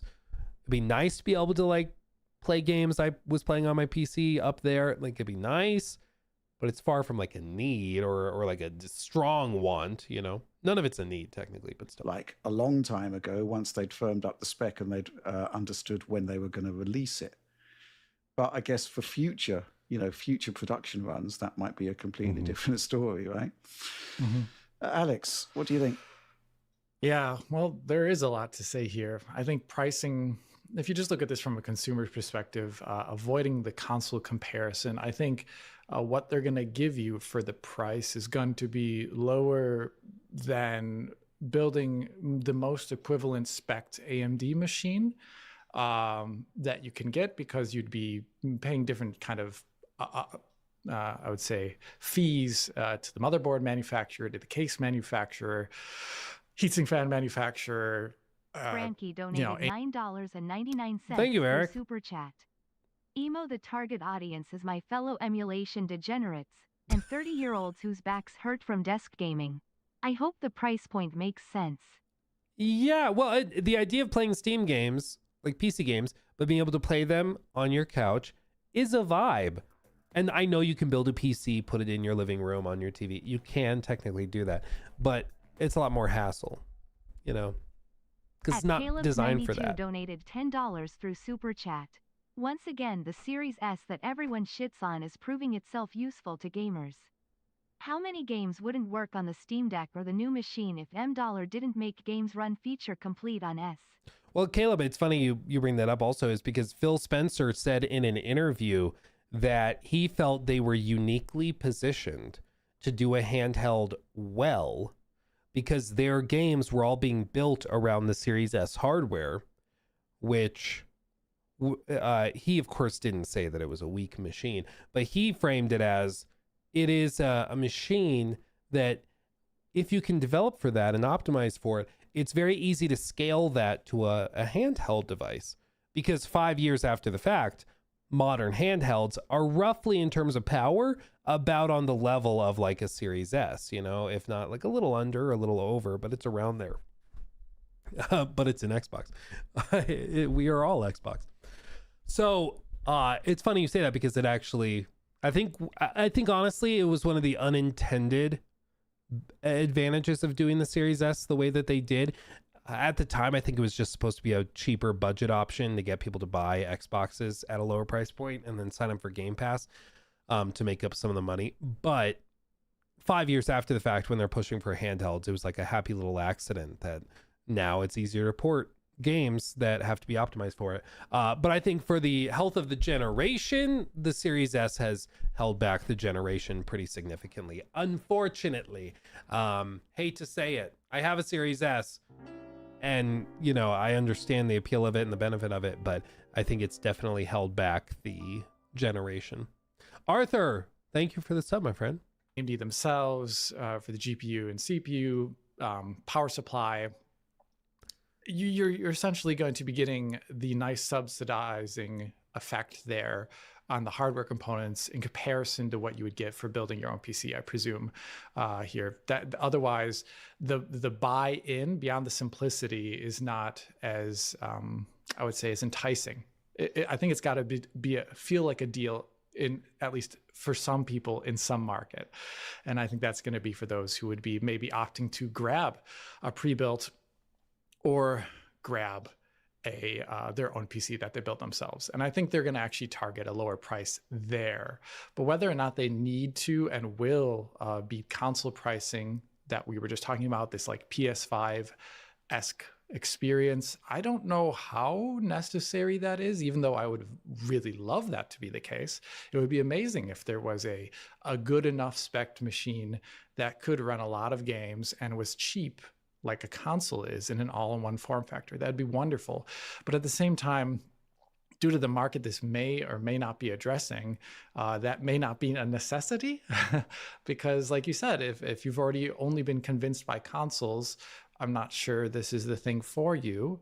But if you're a lot of those people in the Steam hardware survey who still have like GTX 1650s and really janky old Core i3s, you know, or something like that. Real question. Is anybody in chat right now? Are you running a gaming PC with an i3 processor in it? This is a time for honesty. To step forward. Tell your fellow man. Hex nah. That's insane. Nope. Most definitely not. No. Brokey. I promise we're not going to make fun of you. It's okay. It's okay. I did in 2009. Dude, I remember shopping around for computer parts in 2015 and looking around at like what kind of PC build I could come up with, and like i3 was the one in my price range. And I remember looking up to see like games, and you know, they do the side-by-side comparisons of different hardware. Like, what does this game look like running on an i3 and on this graphics card versus this versus that? And I was like, okay, I got to save up a little more because the i3 it was a low tier. It was i3, i5, i7. i3 was like the processor you use if you are like sending emails and stuff, and that's about it. i5 was like pretty solid mid-tier. i7 was like desktop class, that's good. Eventually they started doing like i9 and higher end stuff, but yeah, i3 was the basic. Below that was like Pentium. I think that wasn't there another one below Pentium as well. There was one even beneath that was like really, really low level, but I don't remember what it was called. Like Celeron, maybe? Celeron, yeah. Oh, those were the days. Anyway, with all this, I think again, the price point is just going to be very interesting and very important. As for, you know, as the title suggests, what's a fair price? I think the fair price is certainly going to be higher than whatever they end up bringing it out at. Like, as you can see here, if this thing is $500 or less, I'm absolutely buying one for my living room. And I think a lot of people on the PC space have that mindset of like, if it's at like below this threshold, yeah, sure, I'll grab one. Like for Christmas or whatever, I'll grab one, add it to my living room setup. It'll be great. If it starts to approach like an actual PC, I think a lot of people just go, I'll just build a PC, you know, or whatever. I'm sure there's going to be a lot of competitors who are building, like, you can go on Reddit and you'll see mini PC builds where people put SteamOS on the computer and just make their own Steam machine. And that'll just be more compelling. Like, especially if you start to approach that $1,000 price point, I think that's what's going to happen. I feel validated though, as you can see. $500 to $600 anymore, and I think it'll struggle. I agree. Valve, this is your chance to completely change the game. Sell it for $4.99. Take the short-term loss. You don't have shareholders. You flipping bought a yacht, Gabe, for $500 million. Disrupt the entire market. You will win if you do. We'll make it back in Steam game sales. Common Valve, don't stuff it up now. I do think if they came in at 500, the math changes. Like, I think at 500, this thing becomes very, very popular. Very popular. It's just whether or not they can tolerate that. let's see. Linus pointed out that selling it at a loss invites the prospect of businesses making bulk orders with no intention of buying a Steam game simply because it would be a cost-effective strategy against an equivalent mini PC. Not sure how much of a problem that would be in practice. My bones tell me $700 with a controller. Oh, maybe they do it that way where they sell it at like $600 with no controller, and if you want a Steam controller included, it's like $700, or it's $675 or $680 or something. Maybe they do it that way. They just don't include a controller in the box to save. I don't know if they've confirmed if they're selling it with a controller in the box or not, but that could be interesting. That could be a good way to save a little bit of cash. Not sure though. Not sure. His bones can speak.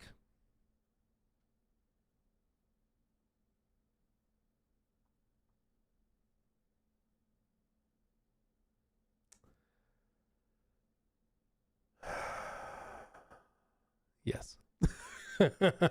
Can run Borderlands 4. Not much can.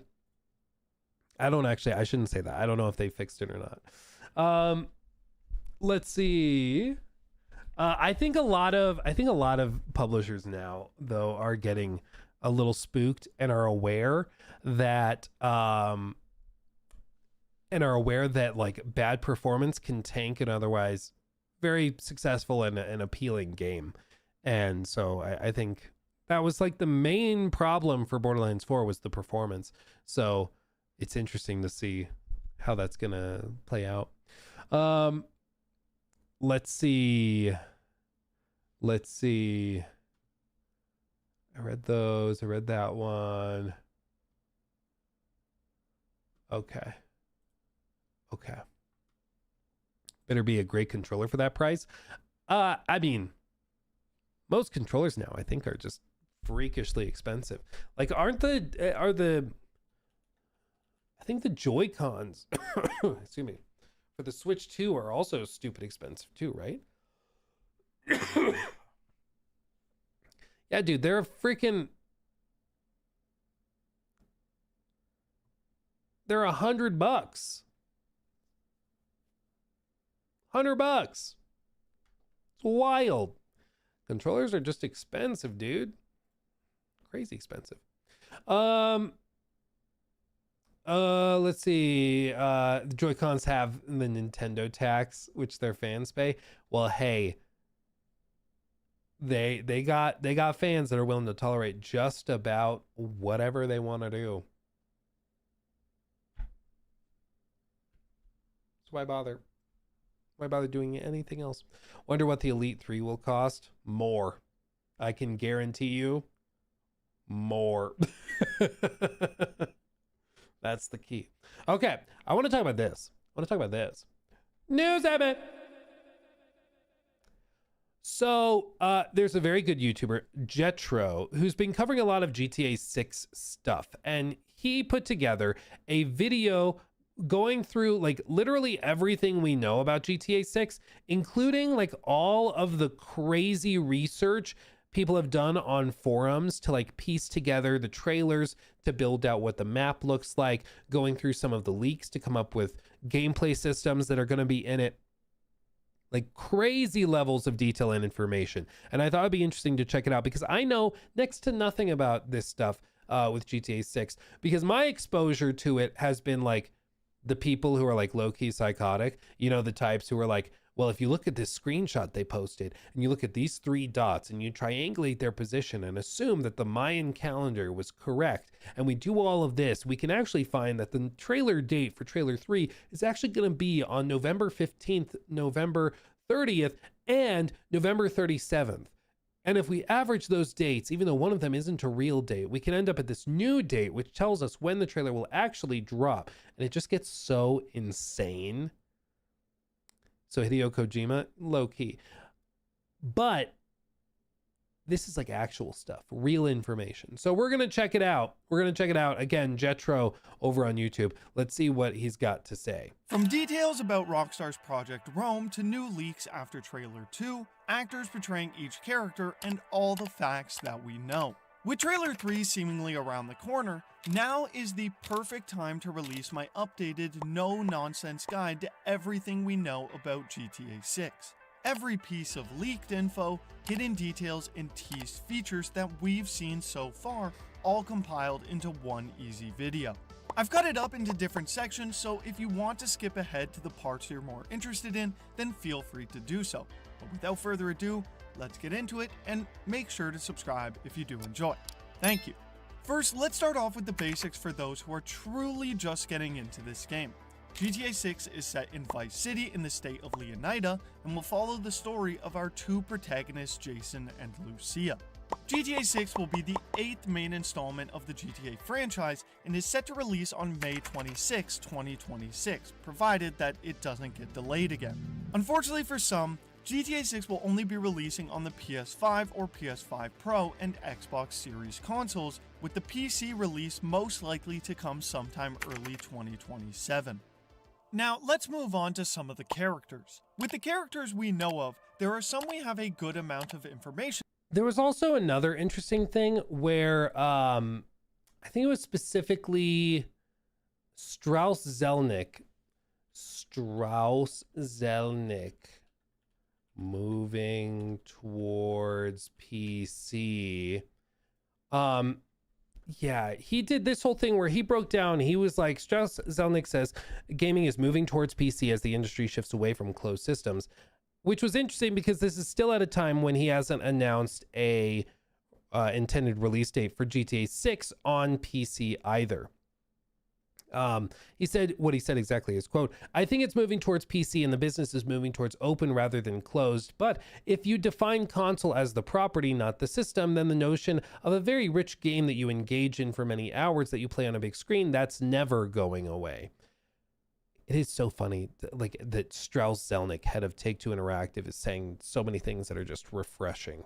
Because he's also the same guy that was like, no, my job as an executive is to hire the best people, get out of their way. That's the goal. That's the goal. Yeah. That's what we have to do. It's very, very nice. It's very nice to see. But I think that they will prioritize the PC stuff. It's just Rockstar's approach has always been to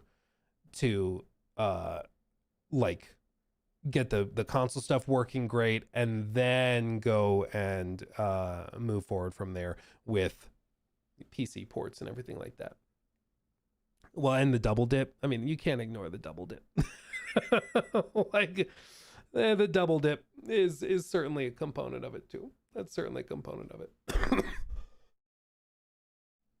I mean, if they have the option to charge $70 for the game and then you buy it once, and you buy it on PC because launch day one, or you just kind of covertly ignore it. That's one thing. Or they could launch it 6 months apart or a year apart and then double dip and you get $140 out of you. Why the hell not? Yeah. It is a business after all. It's a business. Cav66, I'm not sure how to pronounce your name. You gotta chill out, bro. You gotta chill out. Jesus freaking Christ. Like, we're trying to do a stream and a show and you're over here like freaking out in chat. It's pretty freaking cringe. Okay. So take this. I understand you're excited. You gotta chill. You gotta chill, or we gotta go in timeout like a toddler. I don't want to do that, but like, Jesus. Okay. Continuing on. With the characters we know of, there are some we have a good amount of information about and some that we know very little of, so we will start with the ones that we know more about, starting with Jason. Jason is ex-military and currently living in the Leonida Keys rent-free while working for Brian, who we will... Wait, confirmed. The flips flop. Did you see what I saw? Look at this. This is the kind of attention to detail that matters, okay? Enhance. When he steps, wait for it. Look at this. Wait for the foot. Wait for the foot to lift off the ground. The flips are actually flopping. See that? The bottom of the shoe is on the ground and then it flops. The flip officially flops. Confirmed. Confirmed. This is the equivalent of like the horse balls expanding and dropping in the weather in Red Dead 2. This is it. This is it. The flips flop. Keys rent-free while working for Brian, who we will touch on in a little bit. Jason's character ability is believed to be similar to the Deadeye ability from Red Dead 2. While it's not definitive, it is believed that he will be portrayed by New York-based actor Dylan Rourke, And apparently there's a lot of very complicated research that's gone into trying to figure out the actor for him. And this is who they've settled on, but it's not confirmed. But apparently, like, there's a lot behind this. This isn't just speculation, okay? It's like a little ridiculous. Yeah, it's like a whole thing. No, that's the ass physics. Dude, I do think that there is actual physics for the twerking that will happen in GTA 6, because it appears there's going to be a lot, okay? It appears there's going to be a lot. Begazarda, thank you for the membership at the show-off tier. That's crazy. That's crazy. Continuing. I have made a video covering if you want to know more about him. Lucia, our first female protagonist in a mainline game, grew up in Liberty City and is a trained fighter, which is one of the reasons why she ended up in prison like we saw in Trailer 1. It is also widely believed that Lucia's character skill involves hacking to some degree, which is mainly theorized based on a few of the items that were found during the 2022 leaks that we will discuss later. It's also 99% confirmed that Lucia is portrayed by actress Manny L. Perez, who also had small roles in GTA 5. Went to NYU, Stone Street Studios, Film Conservatory, Gerber Power Blends, Commercial Radio, DiGiorno. I don't remember the tagline for DiGiorno. I almost said better ingredients, better pizza, but that's Papa John's. What is the DiGiorno tagline? I don't remember. It literally doesn't matter. But DiGiorno, there you go. Imagine going from DiGiorno and Gerber straight into like GTA 5 and GTA 6. That's pretty baller. Not delivery. It's not pizza. The flops were flopping in GTA 5 as well.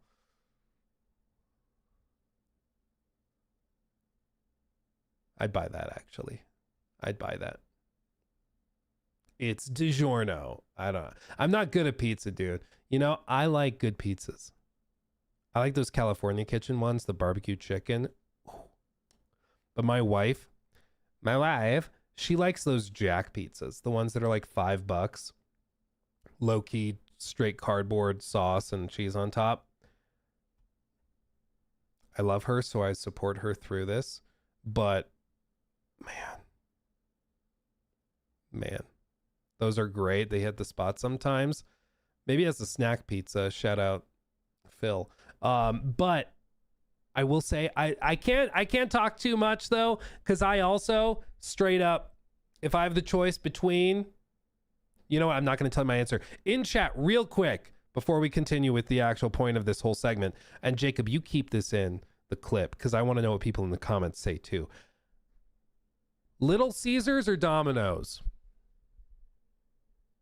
If you have the choice on a Friday night, you're going to be playing games all night. You can choose between Little Caesars. You have $10 to spend, let's say. Little Caesars or Domino's? Starving? How dare you? Domino's? Pizza Hut? Domino's? Okay, y'all are cracked, dude. I'm going Little Caesars every day of the week. Every day of the week. I think it's because growing up, we had Little Caesars, so it's nostalgic for me. But you get one big pizza, or two, because they're cheap, and then you fold them over. You make like a straight up sandwich of pizza. Straight in. And then you also spend the leftover money, and you go to the store and buy a bottle of Mike's Hot Honey for the crust. Nothing better. Nothing better. I said it. I said it. You eat that much? Look at me. Yes, I do. Who do you think you're dealing with? Pizza. Yeah. Who do you think you're dealing with? You know? Continuing. And I've made a video covering her as well. Cal Hampton is our Lester type character and is... This has to be the guy from SNL, right? Like, there's no shot it's anybody else. Also, I love this shirt. Can somebody Google real quick? Can you buy this shirt? Violence is cool. Thanks, video games. That's great. Says the guy who eats mac and cheese with a spoon. Dude, you do eat mac and cheese with a spoon. If you eat mac and cheese with a fork, I assume you're a serial killer. What are you doing? You just like poking stuff? Chill out. You eat mac and cheese with a spoon. Who doesn't use a spoon? Exactly. 53 Nights is over here with a fork, making life way harder than it needs to be. Fork? Okay, you're gonna let me guess. You like to drink soup like with chopsticks. Just because you like misery. No, it works just as well as a spoon. I let the wood soak up the broth and I suck it out. Get out of here. Get out of here. How are you not like 400 pounds? Jesus, dude, says Caleb.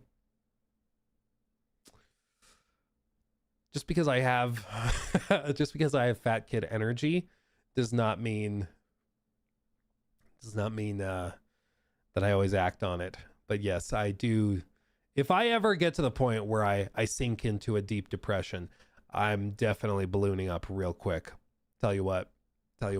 Continuing. Good friends with Jason. He also works with Brian alongside Jason, but prefers to live a quiet life away from government reach.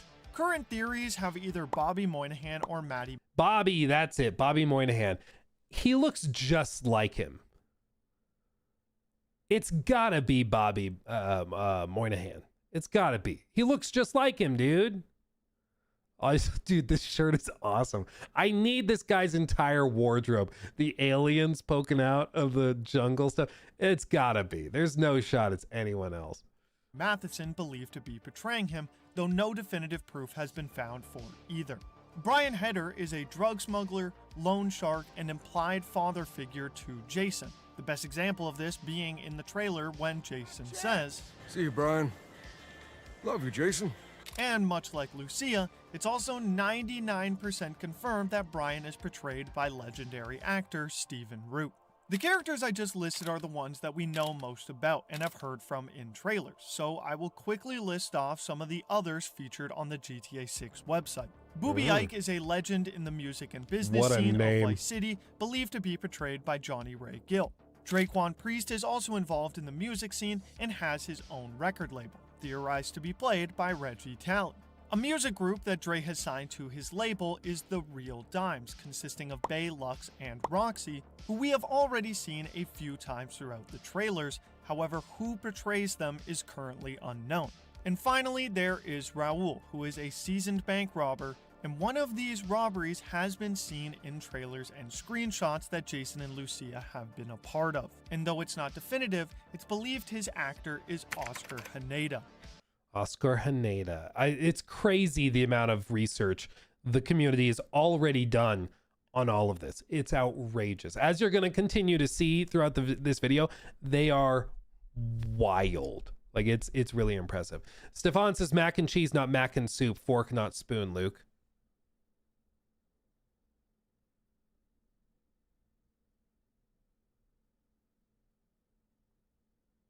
Do you eat spaghetti with a butter knife?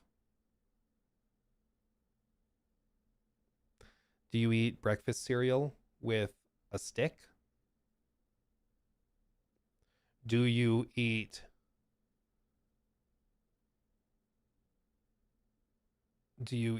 a banana with an oven mitt?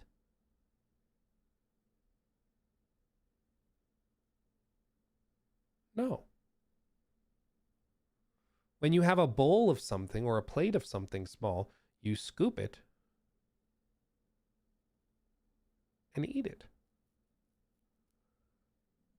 I don't understand why you would make your life so difficult. You know, God gave us spoons in the Garden of Eden to enjoy papaya, grapefruit, other bold dishes, and you're out here using a fork. A spork I could understand. I agree, Ozzy. I could, a spork I could at least sympathize with. But a fork. Have some damn respect. You know? My God. Thing the two. Which game? I buy Arc Raiders or Left 4 Dead 3? Arc Raiders, do it. You'll be happy. We have also had mention of a few other characters that we know only by name, one of which is a rapper named Downplay. There's also Tit, Wyman. What? There's a character outlined on the website? Or is this in the leaks? I don't even know. Tit, the character, a close friend of Dre and a DJ at the nightclub. Tit is on thin ice after insulting Dre for not bringing his drinks. Dre tells him that this is why no one likes him and considers firing him. What a DJ name. Tit. Wyman, Sam, Billy, Zach, Kai, and... Okay, Celtic. Okay. At Celtic Fox 1 donated $10 through Super Chat. And you drink candle wax. Forks for the win.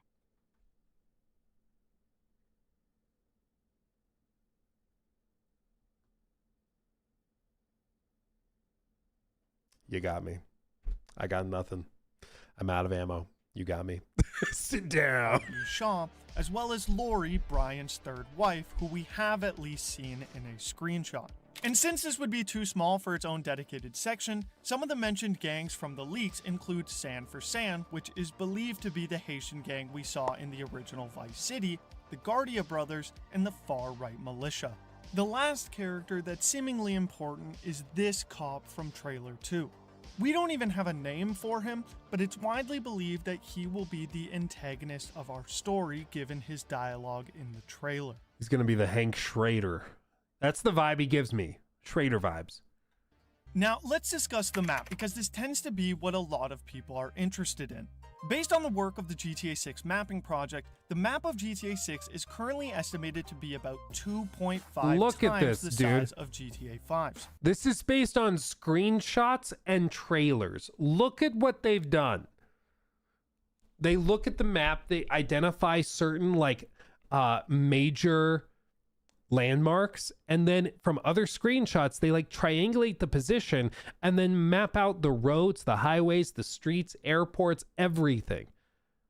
And they're pretty accurate too. It's not even that much guesswork. It's pretty ridiculous. Okay, you will probably be pretty impressed when the game launches at how accurate they are. But why? Maybe a bit of the tism, maybe just a sprinkling, but whatever the cause is, the hyperfixation, whatever, dude, I admire the dedication. Currently estimated to be about 2.5 times the size of GTA 5's, and I've left a link in the description if you would like to see their work for yourself.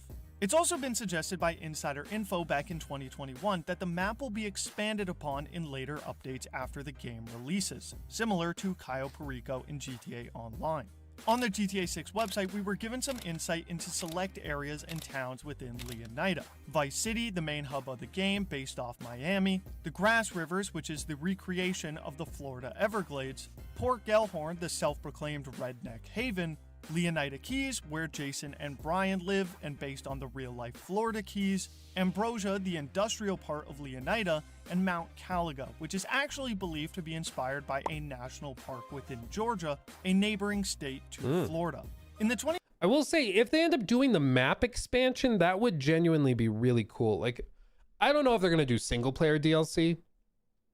I know in that interview, Dan Hauser was saying that he was interested in it. And open to it, but they had a lot of single player DLC planned for GTA 5 that never came together. Do you guys know, did they ever say if they were working at any point on DLC for Red Dead 2? I don't remember hearing anything about canceled DLC, but maybe they were at some point. I don't recall anything though. I don't even know what that would look like given how the story ends, but for GTA 6, I do wonder if they're going to do that.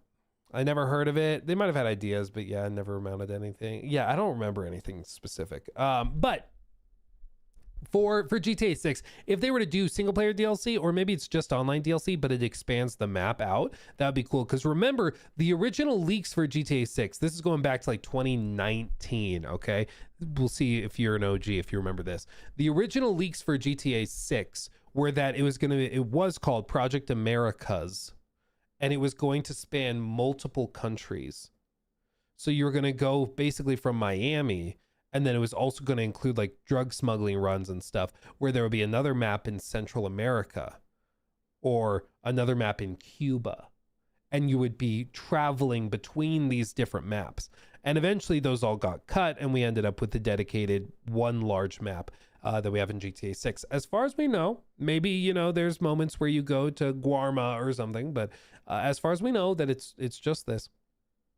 But if they originally had plans for multiple maps and then they had to cut those, maybe they just end up adding those back in as expansions or something. I'd be down for that. If GTA 6 were to come out with like $60 expansions, I think, you know, they could get away with it if they were massive, or, you know, ideally $40 expansions or whatever. But that's the difficulty with all of this, is that, yeah, they could do a whole expansion for GTA 6's single player mode and it would sell well, but they can also just do a freaking stupid like shark card discount day where they have 10% off shark card packs, and they'll make more money than the expansion would have. So like, why bother? But that's the age-old story with GTA Online. 2022 leaks, we've also got some idea of some of the enterable buildings that we can find This is throughout cool. the map.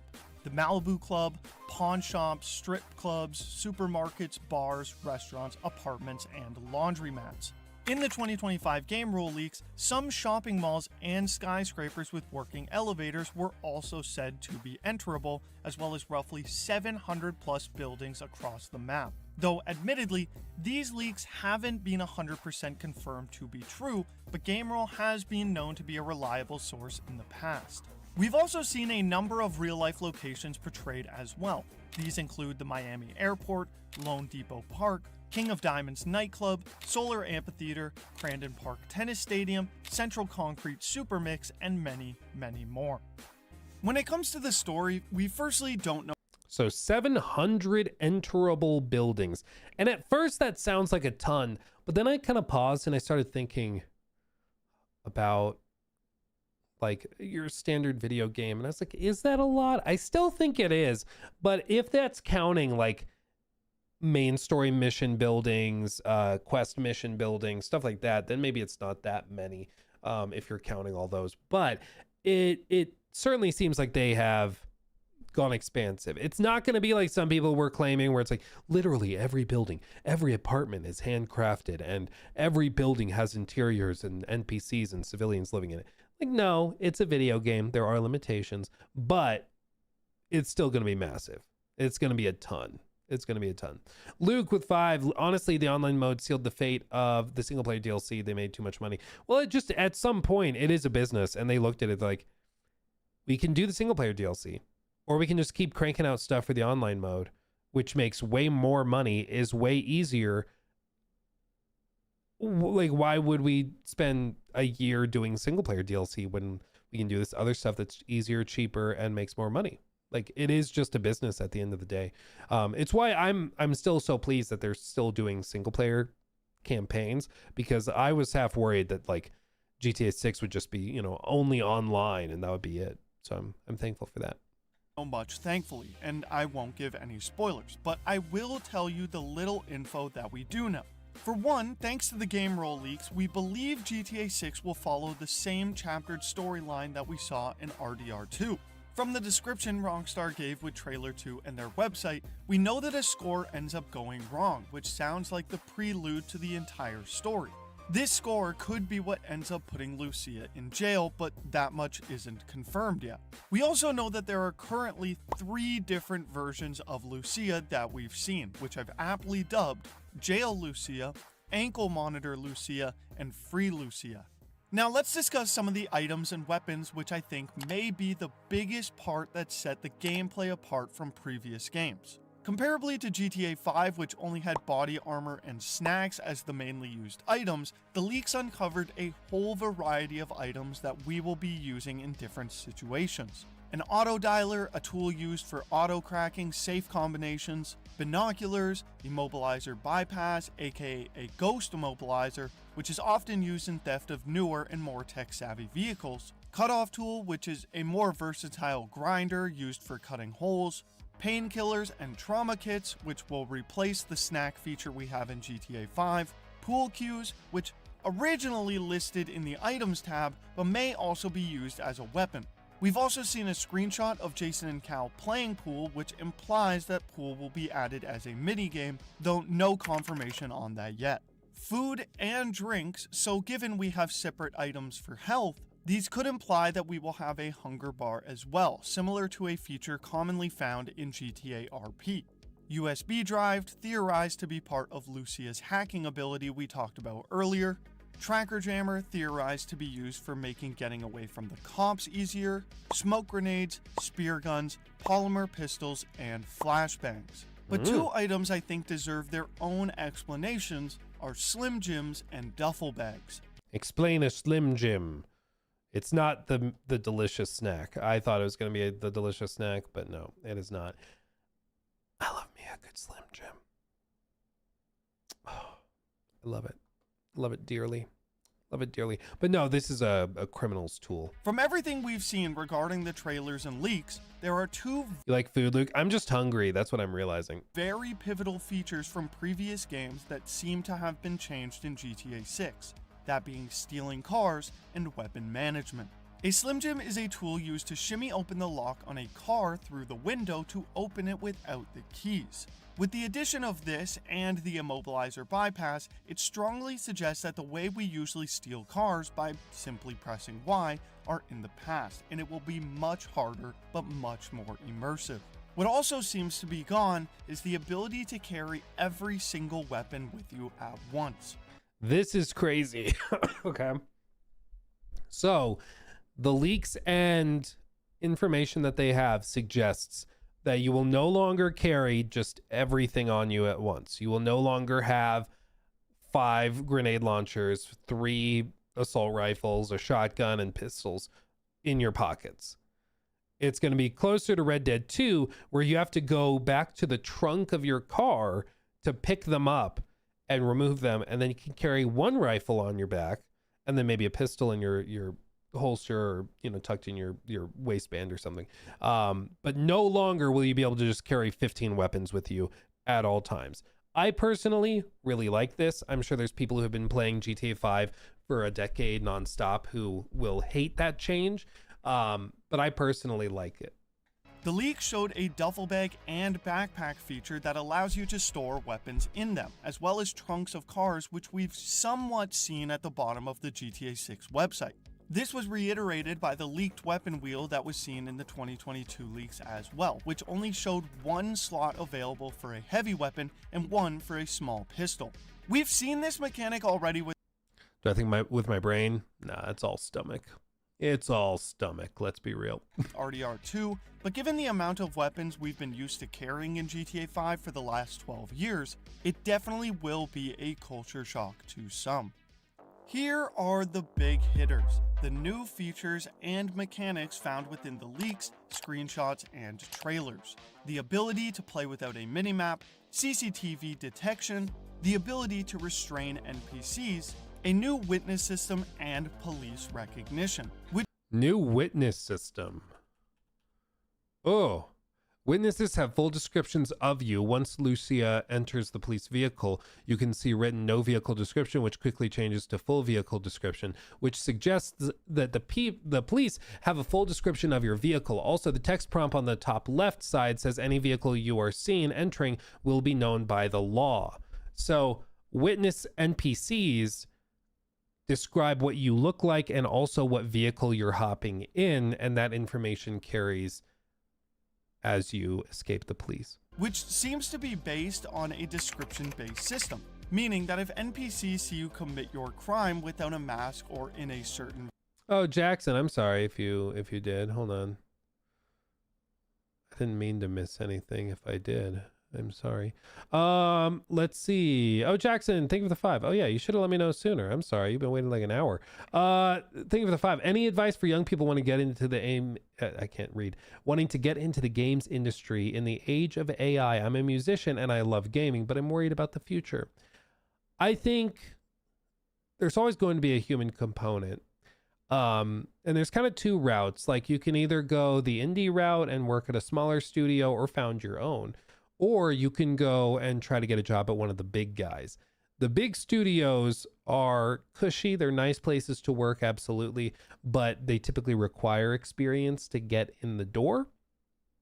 So I'm not sure how old you are or where you are in life, but things like internships at the studios can help get your foot in the door.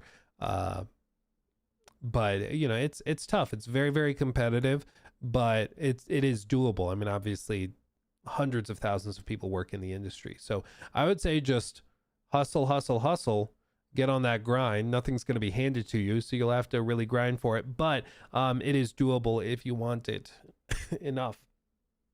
But I would say also be open to looking at some indie teams, being willing to help them out on stuff. Just start doing stuff. You know, just start working. You want to be a game developer? Develop games. You want to write music? Write music. Like you just gotta do it. Just gotta do it. You know, there's no time like the present. No time like the present. Vehicle, for example, they will have a full description of you and your vehicle, implying cops will re-pursue you if you are spotted again. Money laundering, purchasable businesses like GTA 5, hacking, which again is believed to only refer to Lucia's ability, command/ping system for your partner and protagonist, sharing items between characters, the ability to cover your face with your weapon. It also seems that instead of just dying after being hit with a fatal blow, you will instead go down, to which you can either be revived potentially by using the painkillers or by possibly getting help from the other protagonist. Switch shoulders while aiming, grapple during fistfights, shoot while leaning or even sitting on the car window, eagle eye system for one or both characters, which is used to highlight high value or useful items, carry, rob, or even threaten random NPCs, the 6-star wanted level, greet and antagonize returning from RDR2, weight mechanics similar to GTA San Andreas, NPCs will now react to having your guns out, and a 3-option character wheel, solo Jason, solo Lucia, and dual protagonist, which from the description implies that this is only for when in free roam.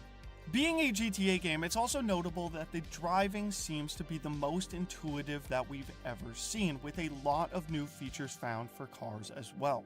Some include looting vehicles, more realistic crashes and handling of cars, which makes sense given that the game rule leak stated that GTA 6 would have the best driving mechanics we've ever seen.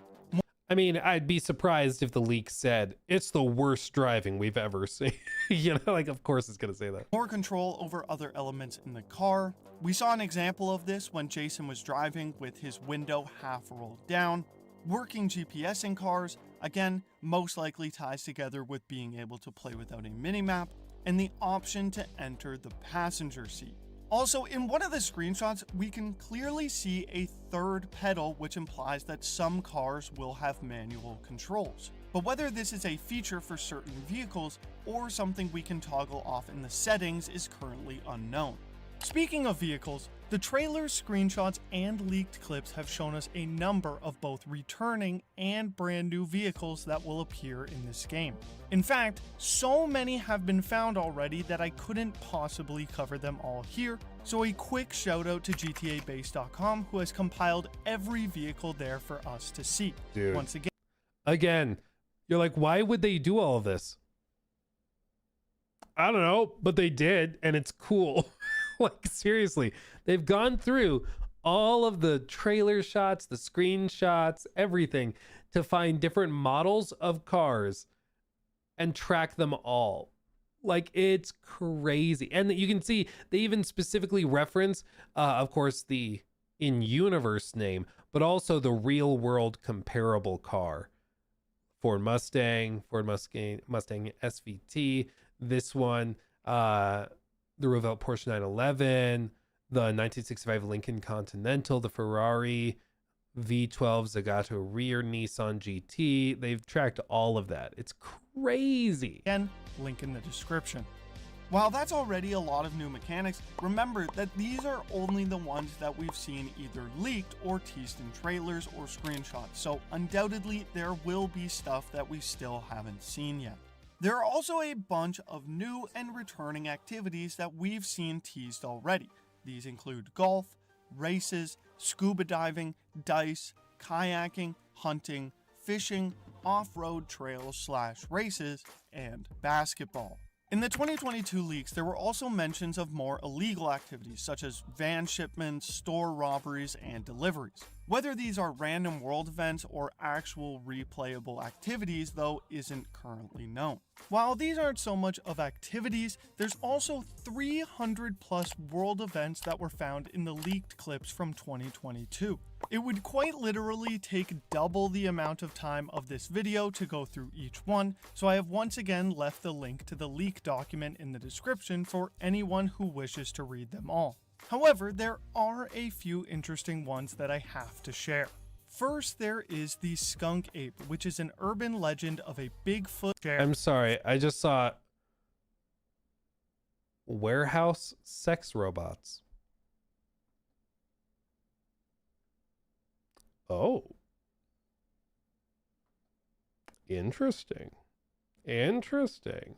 Yeah, the skunk ape, dude. The skunk ape, there's actually a picture. Yeah, this is the commonly used photo. This one. It's a variant of Bigfoot found in the swamps and forests of Florida. It's said to have an extremely awful smell from which it gets its name. This photo was anonymously sent to a sheriff's office in 2000, allegedly showing a large ape. Ooh, looks to me like an orangutan. Maybe taken at a zoo? Maybe taken in the wild? Maybe an orangutan escaped and was out in the forest or jungle. I don't know. But that's what they're referencing. No, that's a real Sasquatch, bro. No, dude, that's a skunk ape, bro. That's it for real life, bro. First, there is the skunk ape, which is an urban legend of a Bigfoot-like. I'm sorry, bro. Really? This is a dude. That's a dude. See, that other one looks like an orangutan. This is just a dude. Striding through the swamp. A supposed skunk apes. Just striding through the swamp. That's a dude, bro. Creature that's supposed. The stinky four-toed cryptid is said to lurk in swamps across the Sunshine State. Years ago, I almost met him. Okay. Supposedly can be found in Florida, as well as a giant bird nest, UFO, forest figure, lighthouse mystery, and a giant clam. The game roll leak suggested that there will be a ton of underwater areas and treasure to find and explore. Everything that we've talked about up to this point was mainly focused around the single player, so let's quickly discuss what we know about online. Admittedly, we don't know a whole lot, but there are some cool technologies we've found that will make online a lot more enjoyable than what we have now. In 2023, a new Rockstar patent was discovered that detailed a system for seamless lobby switching throughout the map. The patent suggests that the map will be cut up into different sections, and each section will be its own lobby. If you've ever played Forza Horizon before, similar technology is used to seamlessly swap between lobbies set in different sections of the map. In addition to new patents, the most intriguing development Rockstar is making to the online mode is Project Rome. Project Rome is an abbreviation for Rockstar's online modding engine, which will bring a revamped system for user-generated content within GTA 6 Online. Some reports have stated that Project Rome will allow creators to modify the game's environments and assets to bring their own intellectual property and potentially their brand sponsors into GTA's virtual sandbox, though the validity of these claims are unconfirmed. Rockstar just announced Rome for the first time a week ago with the introduction of NoPixel 5.0, an RP server that is getting its own dedicated space on the Rockstar launcher, which is believed to be built with Rome's capabilities. Unfortunately, that is all that is definitively known about this new platform, but what is known is that right now, the possibilities for it are seemingly endless. Great video, again, by the one and only Jetro. Highly recommend you get over there, click the subscribe button, hit the like button on the video. Very well done. The amount of research is crazy. The thing to remember with all this is that GTA 5 became the biggest piece of entertainment media, full stop, period, in history. Crazy successful. And they did not anticipate a single bit about it. They did not see that coming. It was not planned to blow up as much as it did. It just did. This will be the first time that we are getting that GTA Online experience, but built from the ground up with that expectation and understanding. So all of the like GTA roleplay, all of the GTA, in-server modding for like individual races and maps and stuff, all of that stuff was pretty clunky, but still led to GTA Online being the biggest thing ever in the gaming space. And this time they're building it from the ground up for it. And I think it's going to be night and day. Night and day. Random question. Who's winning, you or 200 chickens?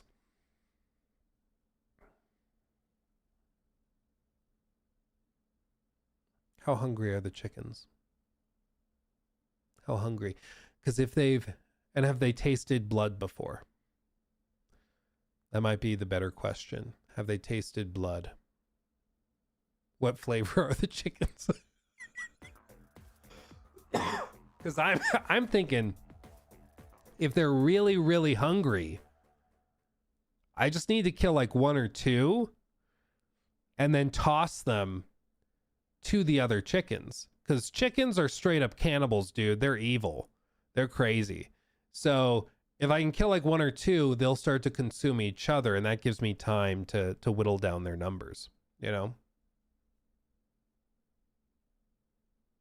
That's what I'm thinking.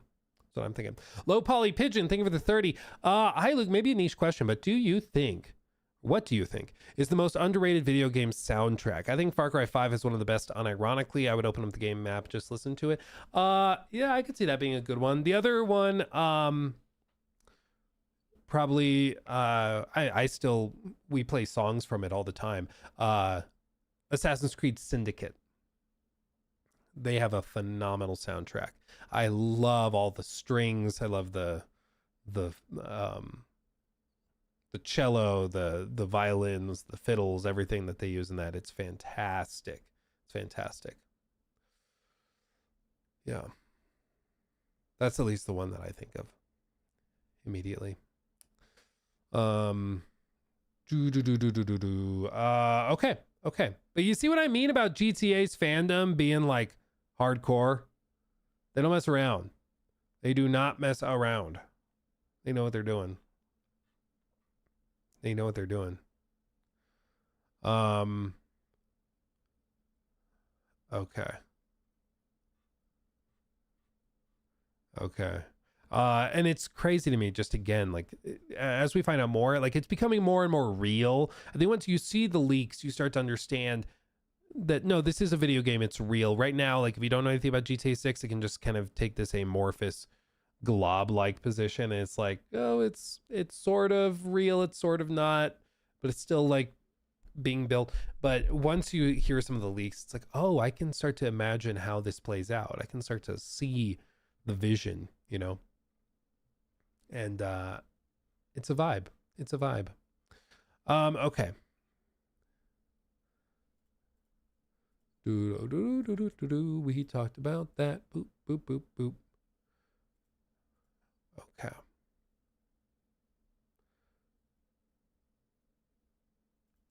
I'm sorry. This is funny. So apparently KCD2 did not get as much love as it needed at the Golden Joysticks. So Toby posted this. Vision come to life, as well as my family as well. So yeah, I'd love to thank all of them. Thank you so much. It's freaking hilarious. I will not leave empty-handed. That's hilarious. Yeah, Golden Joysticks, I'm guessing. Yeah, Ultimate Game of the Year Expedition 33. They won 7 awards, dude. 7 awards.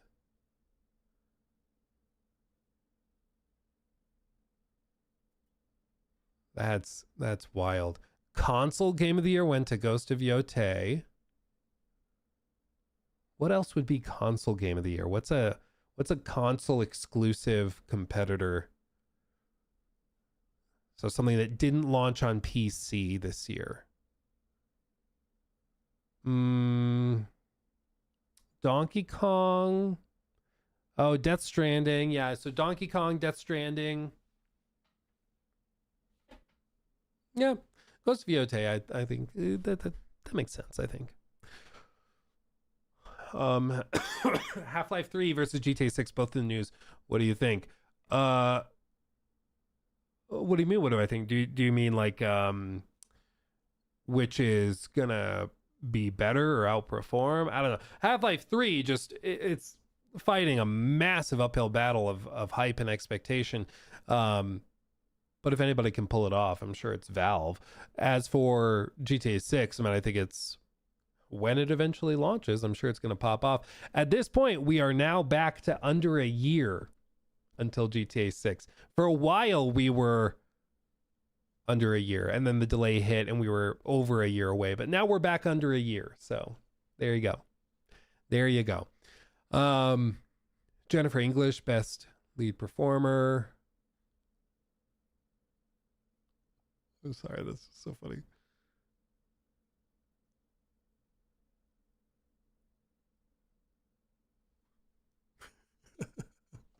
It's oh man.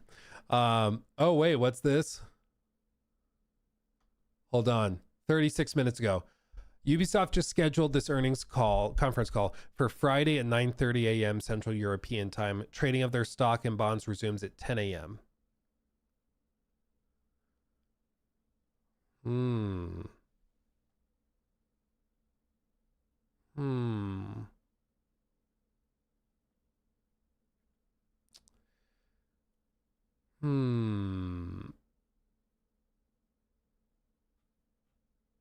Something funky is going on, dude. Something weird is going on. Like I don't know, man. I cannot think of another time in gaming history where a studio has halted trading or a publisher has halted trading and then they just kind of try to act like nothing's going on. People internally are suggesting that something major is happening, but I think if anything major is happening, it's happening on the very, very top upper echelons. So I'd be surprised if lower level people were hearing about it. Yeah, I'm guessing again, I think there's going to be some announcement of an intent to go private with the Saudi private investment fund. That's my expectation. Maybe Tencent is in there, but I think the Saudi private investment fund is gonna work with them. Apparently that new AC Mirage DLC is also pretty good. I've not played it yet, but apparently it's pretty good. Hollow is saying it's one of the best DLC expansions I've played for any Assassin's Creed game. It's one of those old school Assassin's Creed packages. Apparently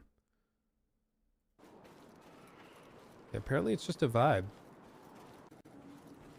Oh no, it was... Oh no. Oh no, it was a Mirage. It looked so welcoming, but it turns out it was nothing more. Nothing more than an Assassin's Creed Mirage. Wow. Stefan, Half-Life 3 has a chance of releasing with Steam hardware in 2026. Both games are cultural juggernauts. Which one do you think wins Game of the Year in 2026? I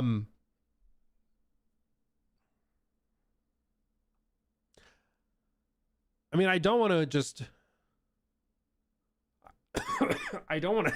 assume that GTA 6 wins Game of the Year, because again, people assume that Red Dead 2 would win the Game of the Year, and then God of War came along and took it. So I don't know. Yeah, maybe I just go C. Lego Batman. Yeah, none of the above. Lego Batman.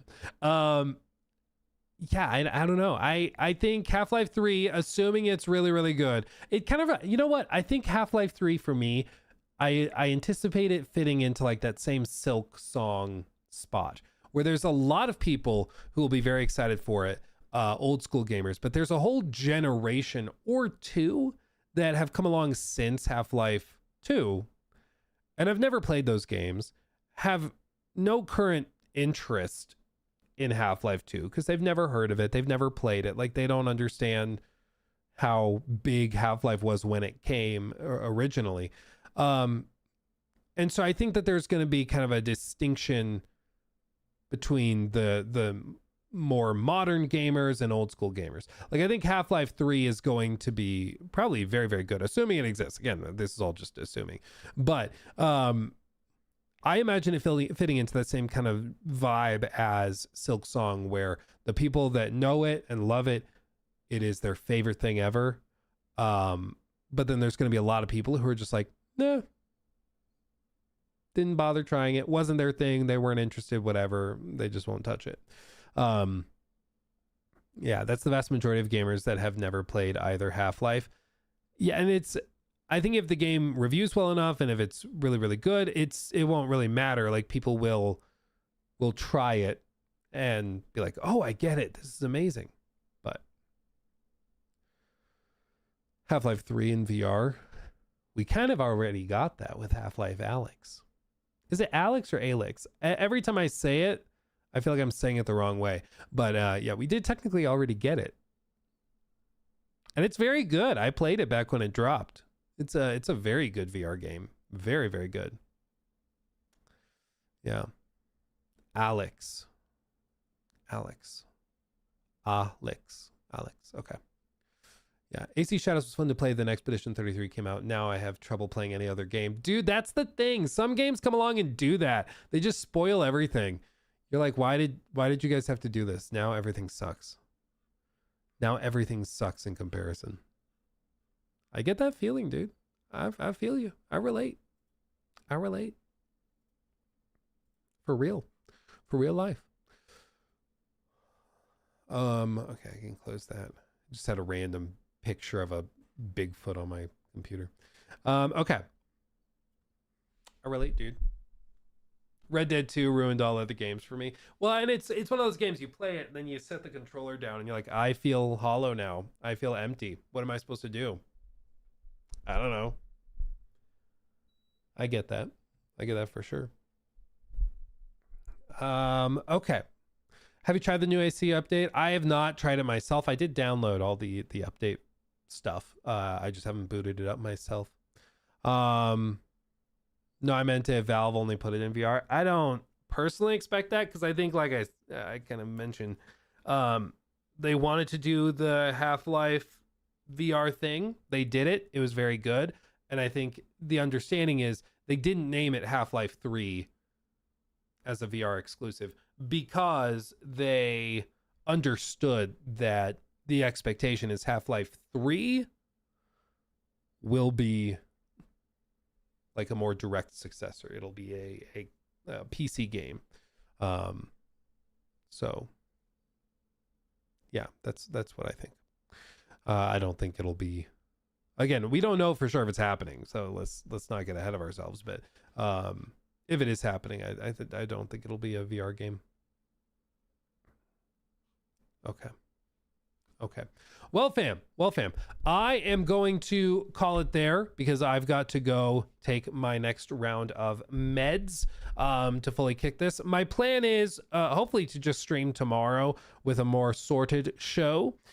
Should be a good time, and we should have a good amount of stuff to talk about, but that's the plan. I just don't want to push myself and lose my voice. So I appreciate you guys hanging out with me today as we go through the Xbox Showcase, talk about some other stuff as well. Appreciate the gosh darn heck out of all of you. Thanks for chilling and vibing.